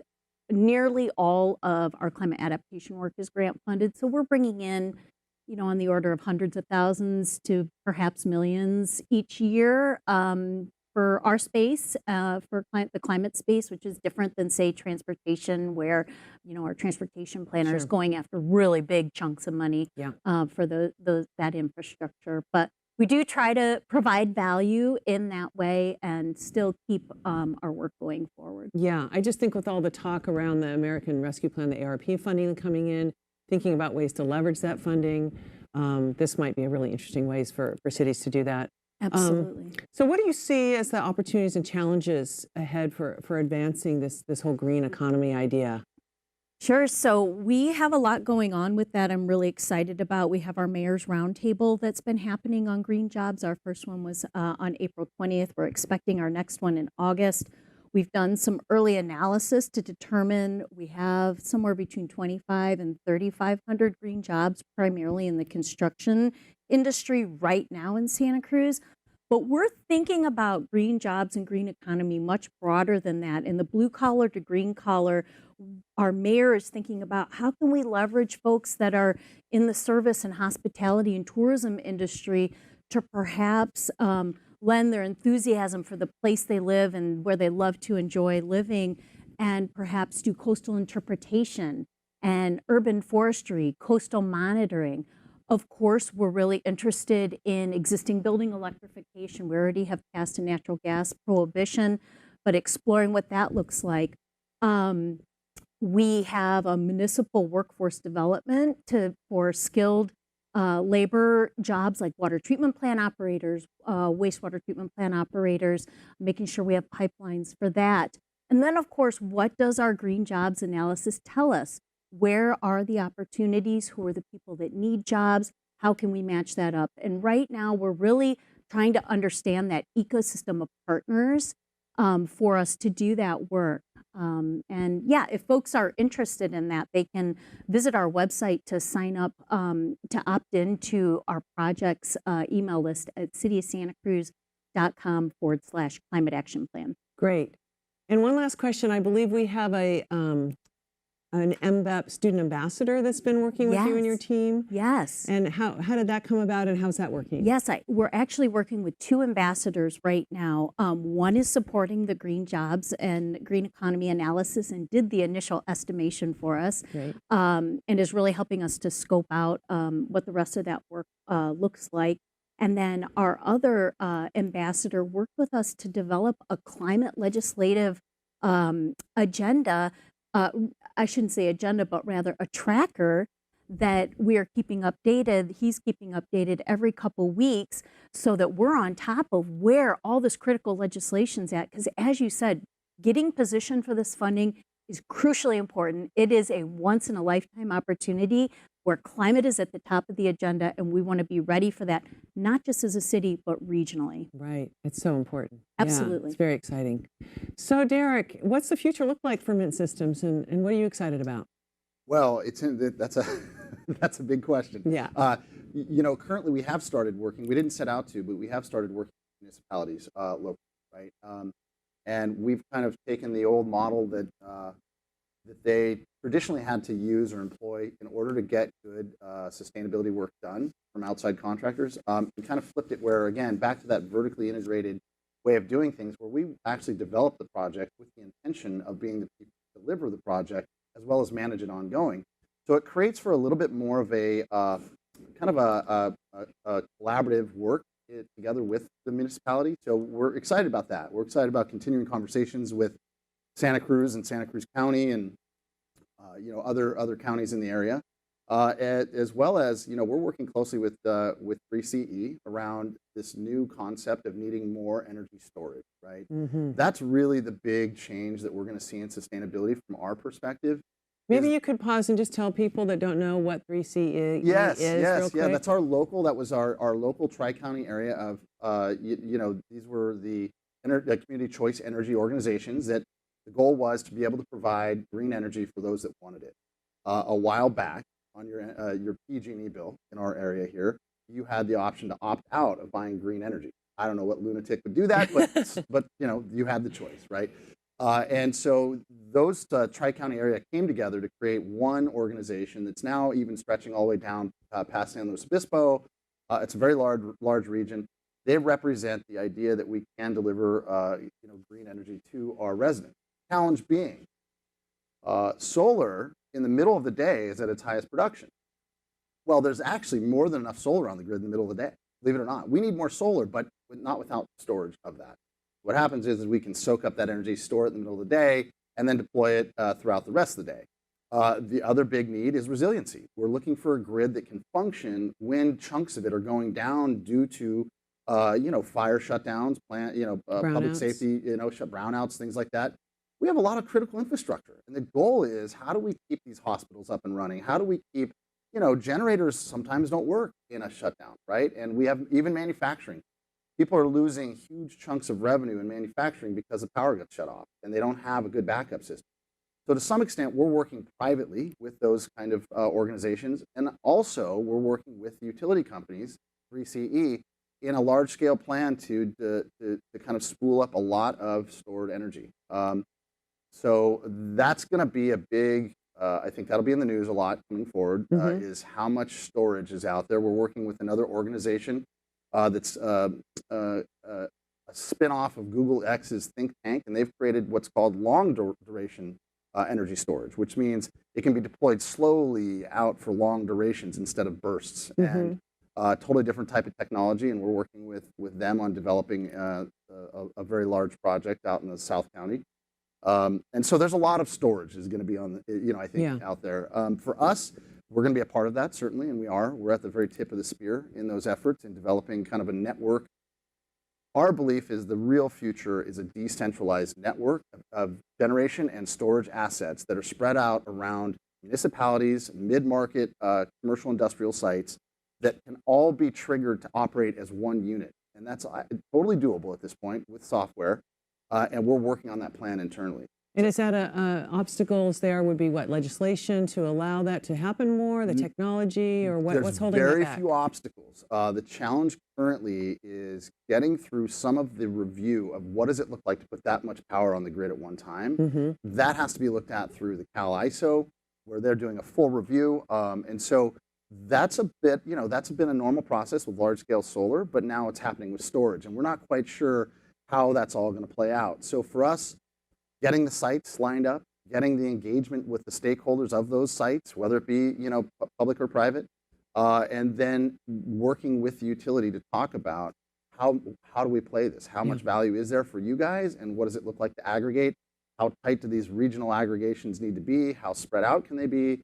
But the goal is for us, we're out building those relationships, delivering deep sustainable work on these buildings so that when we do add that storage component to it, it's already going to work in conjunction. We've got ahead of the meter for the utility, and we've got behind the meter for the actual end user of that site, that building. Right. Yeah. Well, this kind of gets us back to jobs. I mean, if that's all going to be happening, you're going to be hiring a boatload of people, it sounds like, and others will too, as this, microgrids and all these things come to be more microgrids is really, that's always been a part of our business, and is certainly becoming more and more prevalent. And that's kind of ties right into what I was just talking about, which is the larger scale grid, regional grid. Microgrids are really the solution. Storage is really the solution to what's wrong with the grid. So jobs, I mean, for us, we grow roughly, somewhere around 20 to 40% annually. Wow. And so we're, and sometimes, it's more than that, but staff-wise, it tends to be there. But it's not just who we're hiring. Which I love the idea of how we've built our company. Culturally, our intention was to take people that didn't have necessarily we have some very pedigreed people, but a lot of our staff were people that left restaurant management to move into being, I want to get trained up as a project manager. So we have literally folks that were running local restaurants now running large-scale sustainability project, right? A renewable energy project. And we've got folks that are coming in that say, hey, I don't have a degree, but I've got some experience. And we're learning how to translate that experience into something valuable for our company. So we love the idea that we're a home for people that maybe weren't happy with their career, wanted to change into something that was super important to their heart. And so we also believe that even though we are kind of the tip of the spear, a lot of what we do is finance engineering and energy engineering, and you don't have to have a master's degree to do that. Now we have a couple on, right? But you don't have to. So we believe that you can pull people in at the kind of the entry level and then grow them. We're a better company. Yeah. More importantly, I think that there's the kind of long tail of this, which is job creation throughout the community, based on the work that we're out trying to do. And building this ecosystem outward. Yeah. I mean, we're only going to hire so many people over so much time, but certainly that ecosystem or that kind of ripple effect is massive. Yeah. And if you track what a new industry like this can do, it changes the face of it certainly very quickly. Yeah. We only have about a minute left. We have an audience question, which I have no idea what this means. Any words of optimism regarding the future of rooftop solar as it relates to NEM-3? Yep, that's a great question. I'm going to try more than a minute. Yeah, okay. She knows it's more than a minute. I'm going to be very, very quick. The 30-second version. Yes, there is hope. If you're coming from a perspective of NEM-3 is just the kind of organization from the PUC and PG&E on how much less they can pay us for the solar we're generating on our, and basically they're saying there's enough solar, we can't keep paying you guys this much for solar production. Well, NEM-3 is going to crush the solar industry at that kind of mid and lower residential market. unless it's coupled and paired with energy storage, right? So the new thing will be the way that the metrics will play out, where it still has a strong investment return ratio, will be coupling solar with energy storage. Straight solar by itself, it's not gonna be as, we don't know yet. We don't have the results of their the decision around M3, but basically our assumption is it's going to be fairly deleterious to the solar market. Yeah. So I would say definitely consider energy storage as that the necessary component forward. Yeah. Good. Well, on that happy note, we need to wrap. Thank you guys so much for coming. It's so great to actually see you in person too. Likewise. I'm really thrilled that we got to have this conversation. Lots of good ideas, and I'm hoping our viewers got a lot of good ideas from it too. So thanks so much for having us. Thank you so much. Thank you. Okay, so we're going to run a short video now on a wonderful new program here in Santa Cruz County called Equal Access Santa Cruz. So enjoy this short video.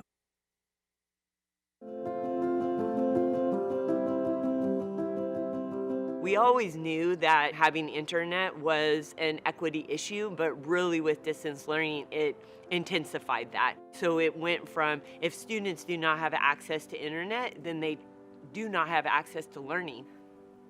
I go to Freedom Elementary. Oh, it's just something new we have to adapt to. First, we didn't have no internet. We were using our hotspot from our phone.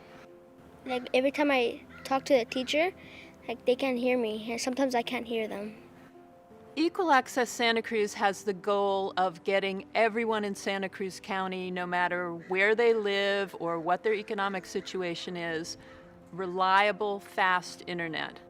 Internet is very important to modern life.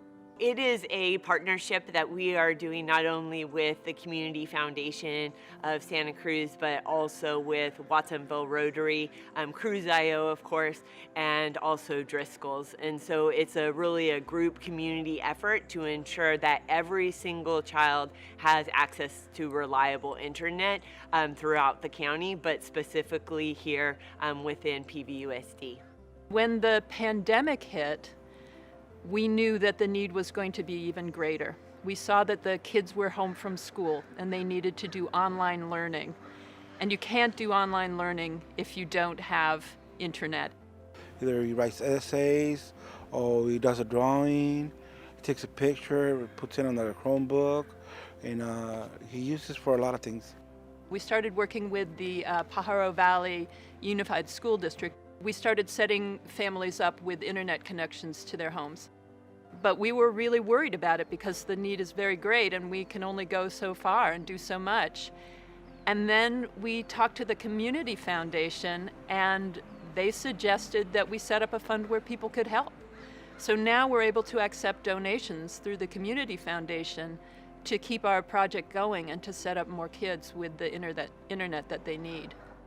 It's telecommunications infrastructure, which means that we have to go under the ground or we have to set up equipment on top of buildings. So the expense of infrastructure is very great. The largest cadre of students that is helped is our students that is at the Buena Vista Labor Camp. So we have 150 students and families. There are migrant labor camps that we're working with that are very far out, and nothing's been built to them. We have a middle schooler, her name is Maya, and her parent used to have to drive pretty significant miles to come to the school and then have to drive back. It required the mom not to be able to work because she had to be able to be there with the child. And that child was one of the homes that we were able to put internet in. And now she learned from home. Her mom was able to go back to work, and Maya is doing really well.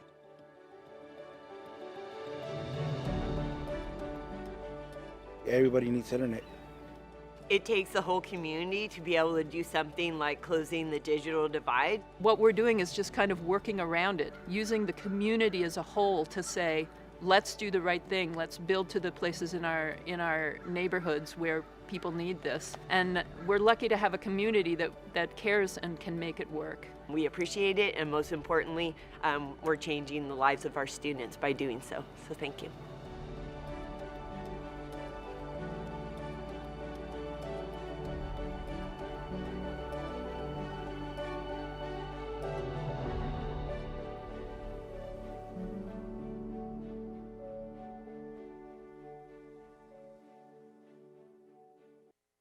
Wasn't that great?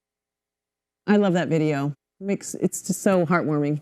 So I'm very excited to give you a quick peek at a new initiative that MBEP is working on to expand Equal Access Santa Cruz across the rest of the region.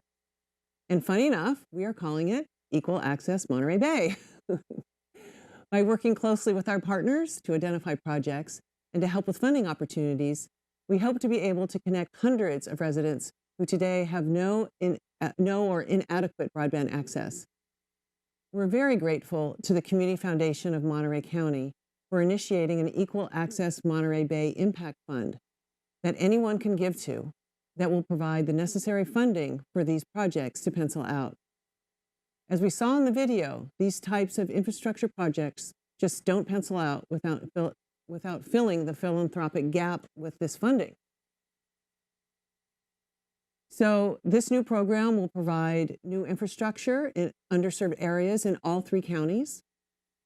It will make projects financially feasible for ISPs.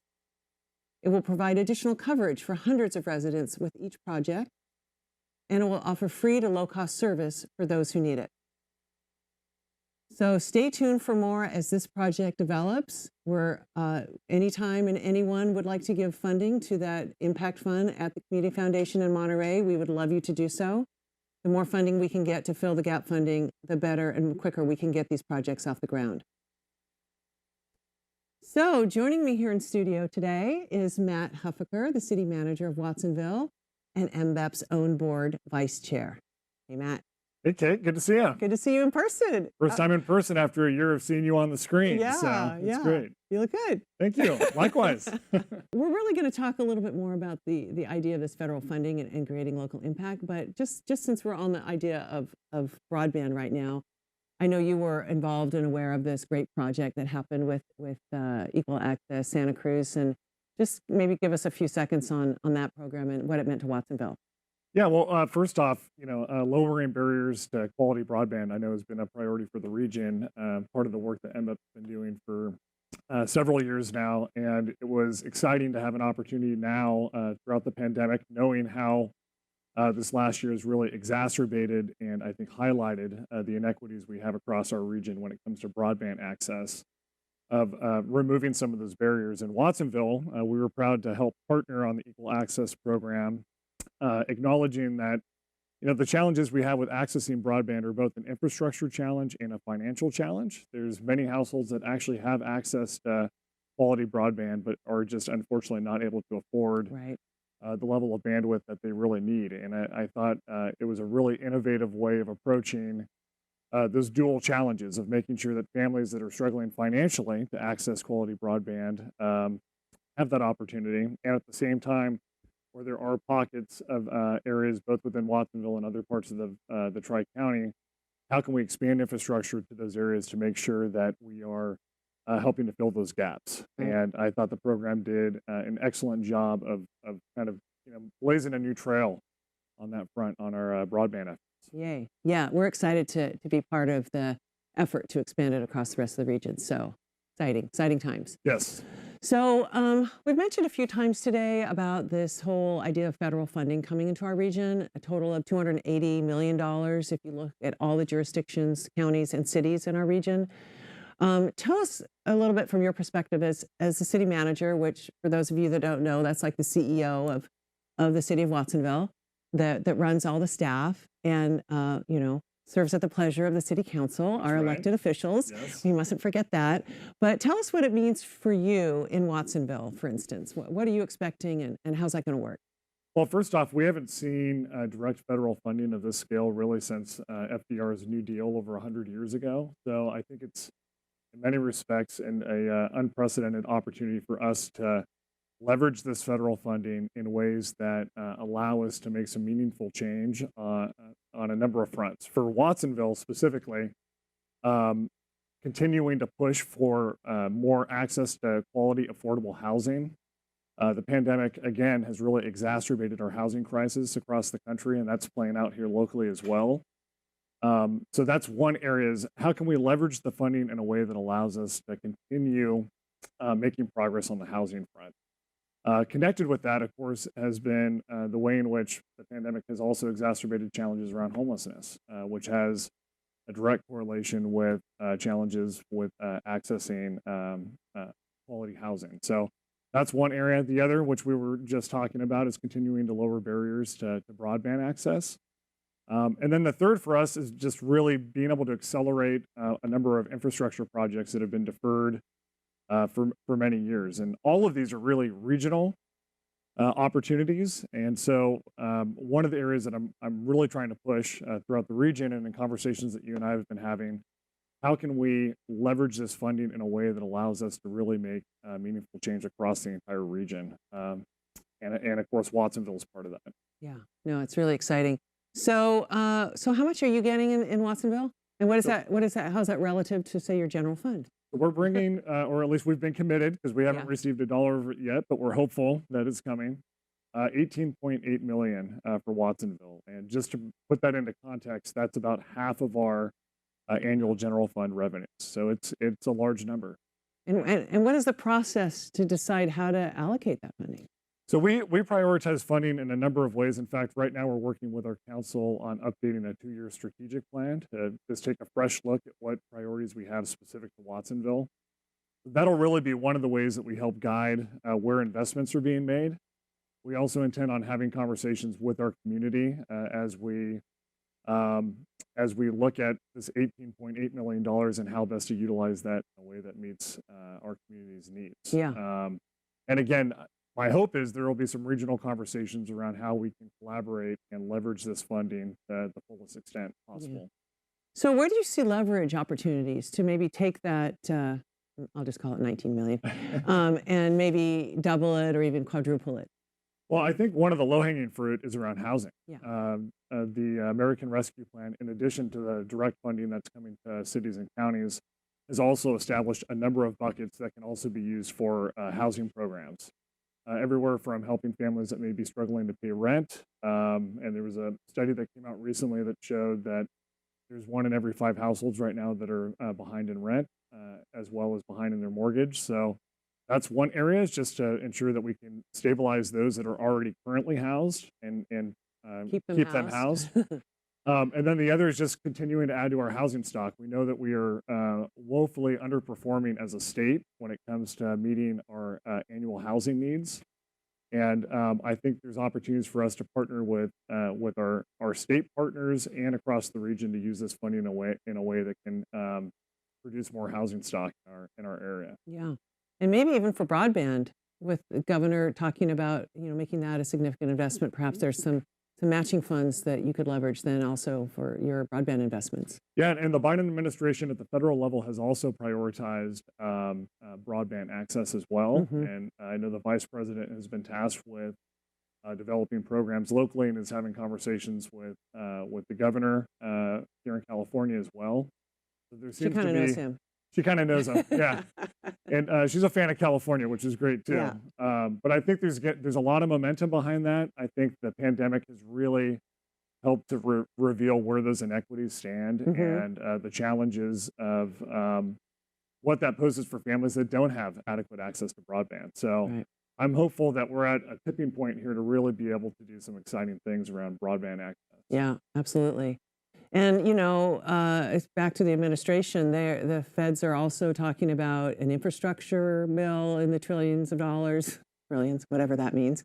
That's such a big number. And then the American Families Act that Biden was talking about last week. Yes. So that's another, trillion or something. Like there could be a lot more monies coming to our region following these ARP funds. So back to your point about kind of getting organized regionally to figure out how we really leverage that and maximize the impact, we'll then be set up really sweetly to do more of that with these additional funds. Yeah, again, we've never seen funding on this magnitude. Yeah. So having another potential 2 more streams of $1 trillion each, I think, will present opportunities that we've not had had before. Yeah. And I'm excited to continue exploring and ensuring that we have projects, specifically infrastructure projects, that are shovel ready. So we're preparing for those now in anticipation, hopefully, of what will be an infrastructure bill that comes through over the next year. So right. we can hit the ground running.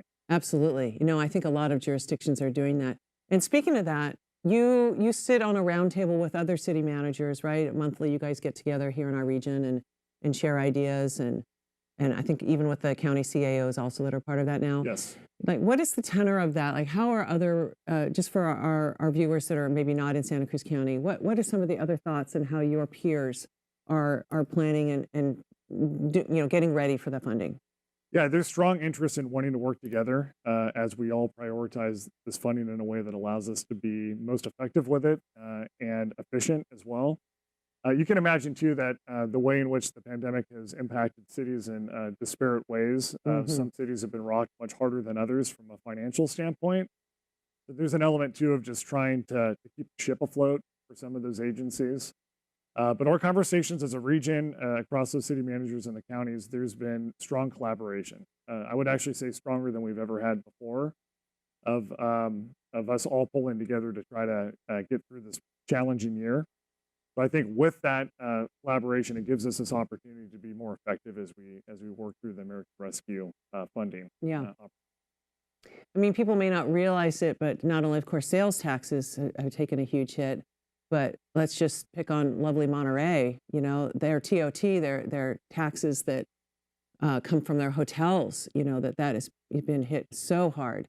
I shared earlier when we started our program this morning about the aquarium and the $70 million there down in revenues, and that would have translated into lots of taxes that would have flown into the jurisdictions there in the peninsula. So, the unevenness of how this pandemic has affected our jurisdictions is something I think people need to be aware of. Yeah, the disruption in the ways that we had to close entire sectors of the economy just overnight. We've never experienced something like that, right? Hotels have ups and downs, right, as we move through the economy, but having to actually close their doors completely to operations whatsoever. For communities that are more tourism based, like Santa Cruz and Monterey, it's just been devastating for those communities, and it'll take years to really recover from that. And of course, the funding that's coming through the feds has helped and will help with that. But all of those are priorities that need to be balanced as we're working through, opportunities here. Right. So, what are you most excited about? Things are turning up. People are getting vaccinated. I get my second shot tomorrow. I'm super stoked. Good for you. Very excited. So, what does that look like for you in Watsonville? I'm excited that the light is finally at the end of the tunnel. Watsonville now has the highest immunization rate in Santa Cruz County, which is a huge accomplishment given some of the early challenges we had around accessing vaccine and testing. Just knowing how hard hit Watsonville has been by COVID, unfortunately. So it just feels that we're finally turning the corner into being able to look towards what the recovery looks like, and actually emerging, I think, as a region stronger than we were coming into this pandemic. Being able to get some large infrastructure projects that have been on the wish list for many years is also very exciting. So my hope is we can leverage this opportunity and use it as a example of how resilient we are as a region, and emerge from this stronger. But I'm hopeful. Good. I think that's kind of the word of the day.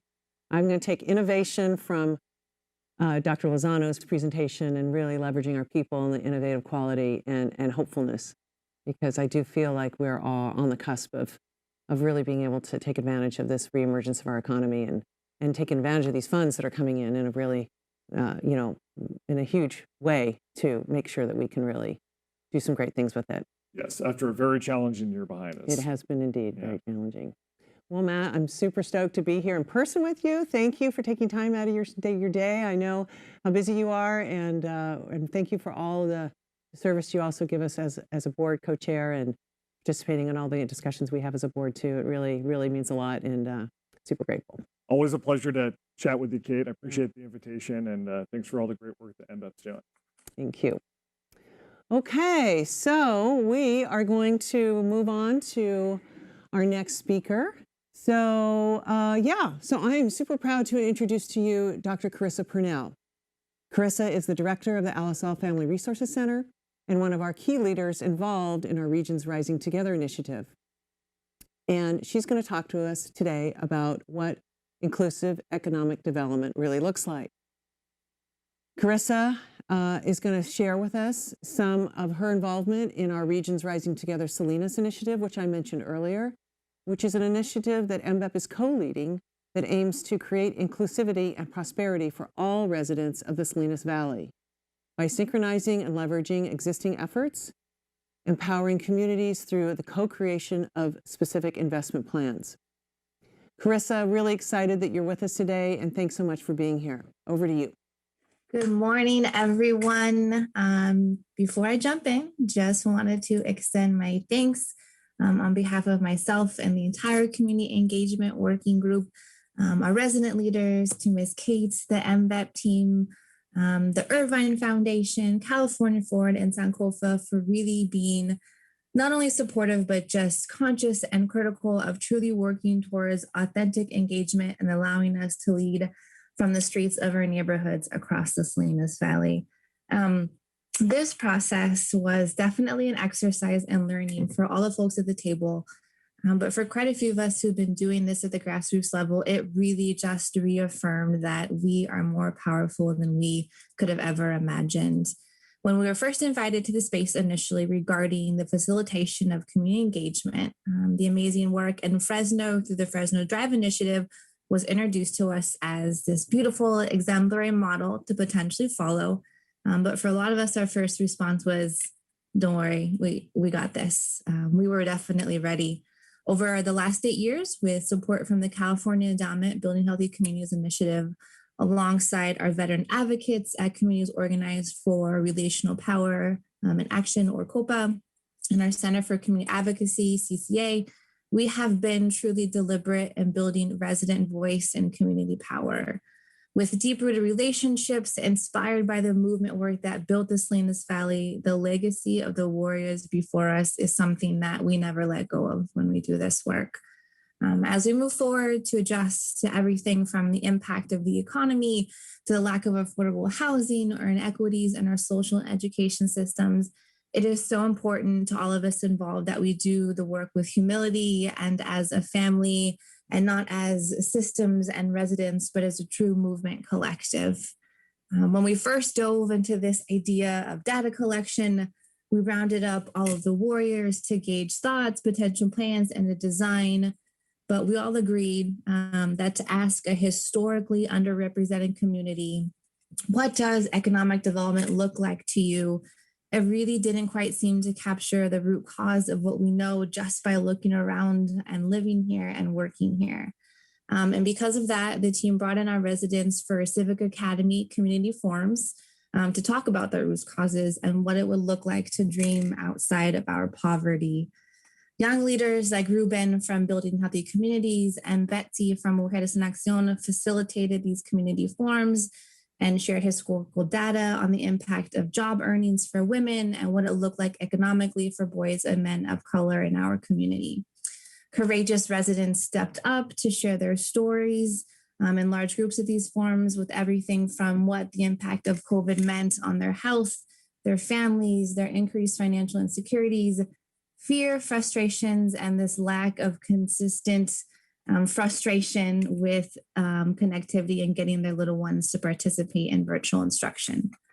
Community members also facilitated smaller breakout rooms where the truths that we have seen in data truly came to life through testimony and first-person lived narratives. Inadequate housing, limited access and hesitation to get mental health care support, inconsistent and unstable work and income, and this constant question, how am I going to came to rent, was sort of at the forefront of these discussions. Forums were held online across the county, Salinas, King City, Soledad, Gonzales, and outreach was done through not only our internal networks, but with the support of our faith community and organizations like Chispa Housing, who shared information with their residents, our partners at Centro Binacional para Desarrollo Indígena Oaxaqueño, who reached out to our indigenous communities, my family here at the Resource Center, who's been working to pursue schools as an avenue of relationship building with their students and families as well. In addition to these forums, we collected data through phone calls and one-on-one conversations with folks who become part of our organizational families. And I think, of course, in true community engagement working group fashion, we're still not done. We're actually meeting tomorrow night, and we're going to evaluate what we've collected identify our gifts and strengths, and work to address the gaps in our overall strategy, if there are any, which there always are, but take pride in the work that we've been doing. And at the end of the day, I don't think you're going to find a lot of people with the corazón to match their capacity to create institutional and system change rooted in race equity and community voice. But I can say that this group of folks was composed entirely of those people. So despite late night meetings, events on the weekend, the texts, emails, Google Docs, Zoom chaos, and internet breakups, there's no other group of people that I would trust to lead this work. And I continue to remain inspired and promise to go hard for our Salinas Valley every day and always. So thank you guys so much for allowing us to share this space and supporting the work from the ground up. Thank you so much, Carissa.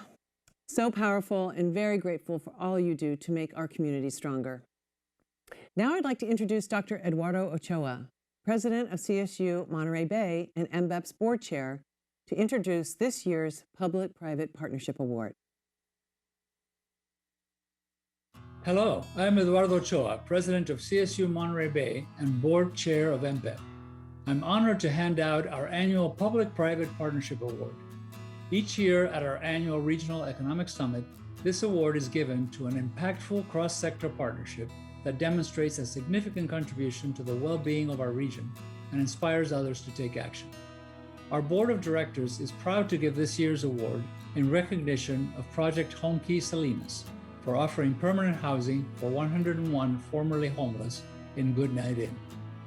Project Home Key is a $9.2 million initiative that was a collaborative effort between the City of Salinas, the County of Monterey, Coalition of Homeless Services Providers, Shangri-La Construction LP, and Step Up on Second.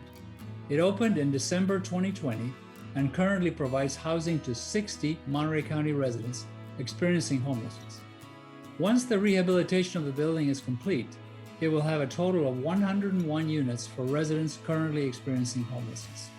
Please accept this award in appreciation of your team's amazing partnership between government and private industry to come together to provide shelter and secure housing to Monterey County residents.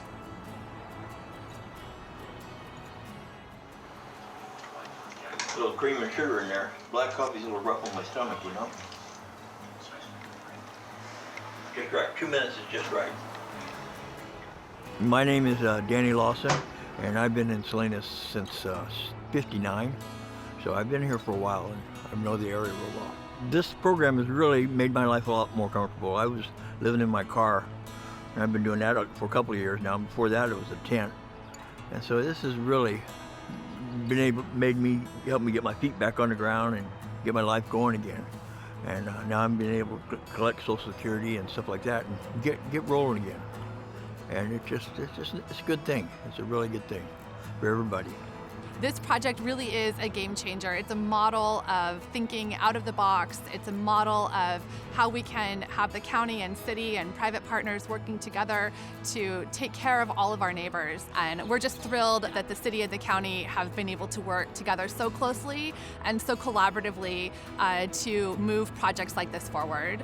This project has been extraordinarily difficult to put together. However, because of key partners like the City of Salinas, the Housing Authority, and the Service Provider Network, who all agreed to sacrifice 85 homeless set-aside vouchers just so we can support this project for the long term, we wouldn't be able to pull this together. We're so thrilled to be a part of this community, to be invited into the City of Salinas. Special thanks to the players that helped us come here, like Megan Hunter from the city, Anastasia Wyatt from the county, and Roxanne Wilson from the Homeless Coalition, without whom none of this project could have come to fruition. And this project was made possible through our longstanding partnership with Shangri-La Industries.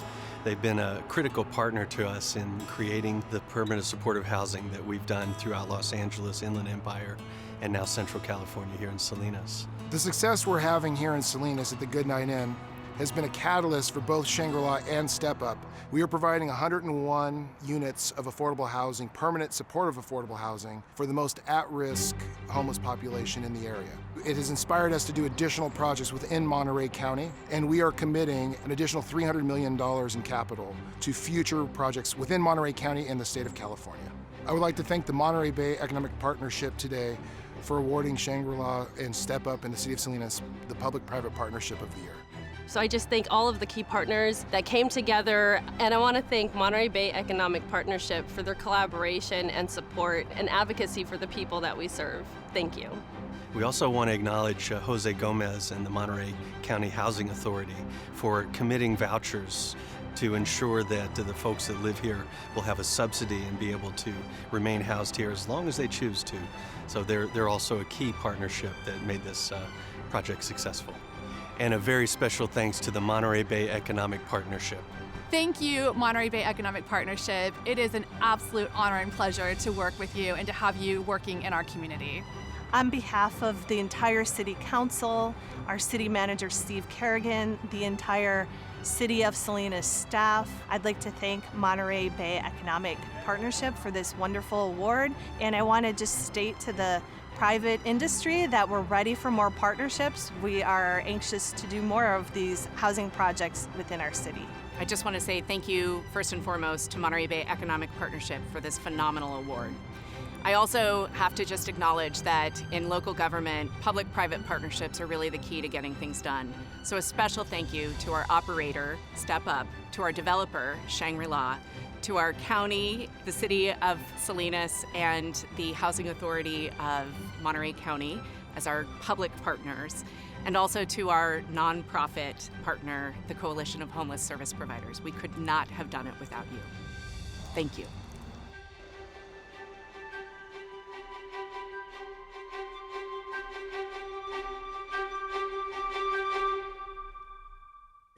We are so grateful to the many folks who brought Salinas Home Key to reality. Congratulations again. In closing, let me invite you to our next big event, yes, in person, woo, at the Monterey Convention Center on October 29th. And that will be our State of the Region conference, which will be another great event. And we look forward to seeing you all there live and in the flesh. So hold that date. At MBEP, we believe that the health and resilience of our communities is dependent on our ability to work together to solve the challenges that we face. I hope you enjoyed today's event, that you learned something new, and that we got you thinking. Let's channel that momentum to think big and reimagine what our region could be and work together to bring these ideas to reality. I wanted to just give a quick shout out to my team, Maya and Emmy, that were here in the studio helping this go also smoothly, and the entire MBEP team on the chat and in virtual support, and the guys here in the room, Roby and Justin and David and Ian and who am I missing? Kingston. Thanks all you guys. Really appreciate you being here. It was really fun to do it in the studio. Thank you all for being here with us. Be well and enjoy the rest of your day.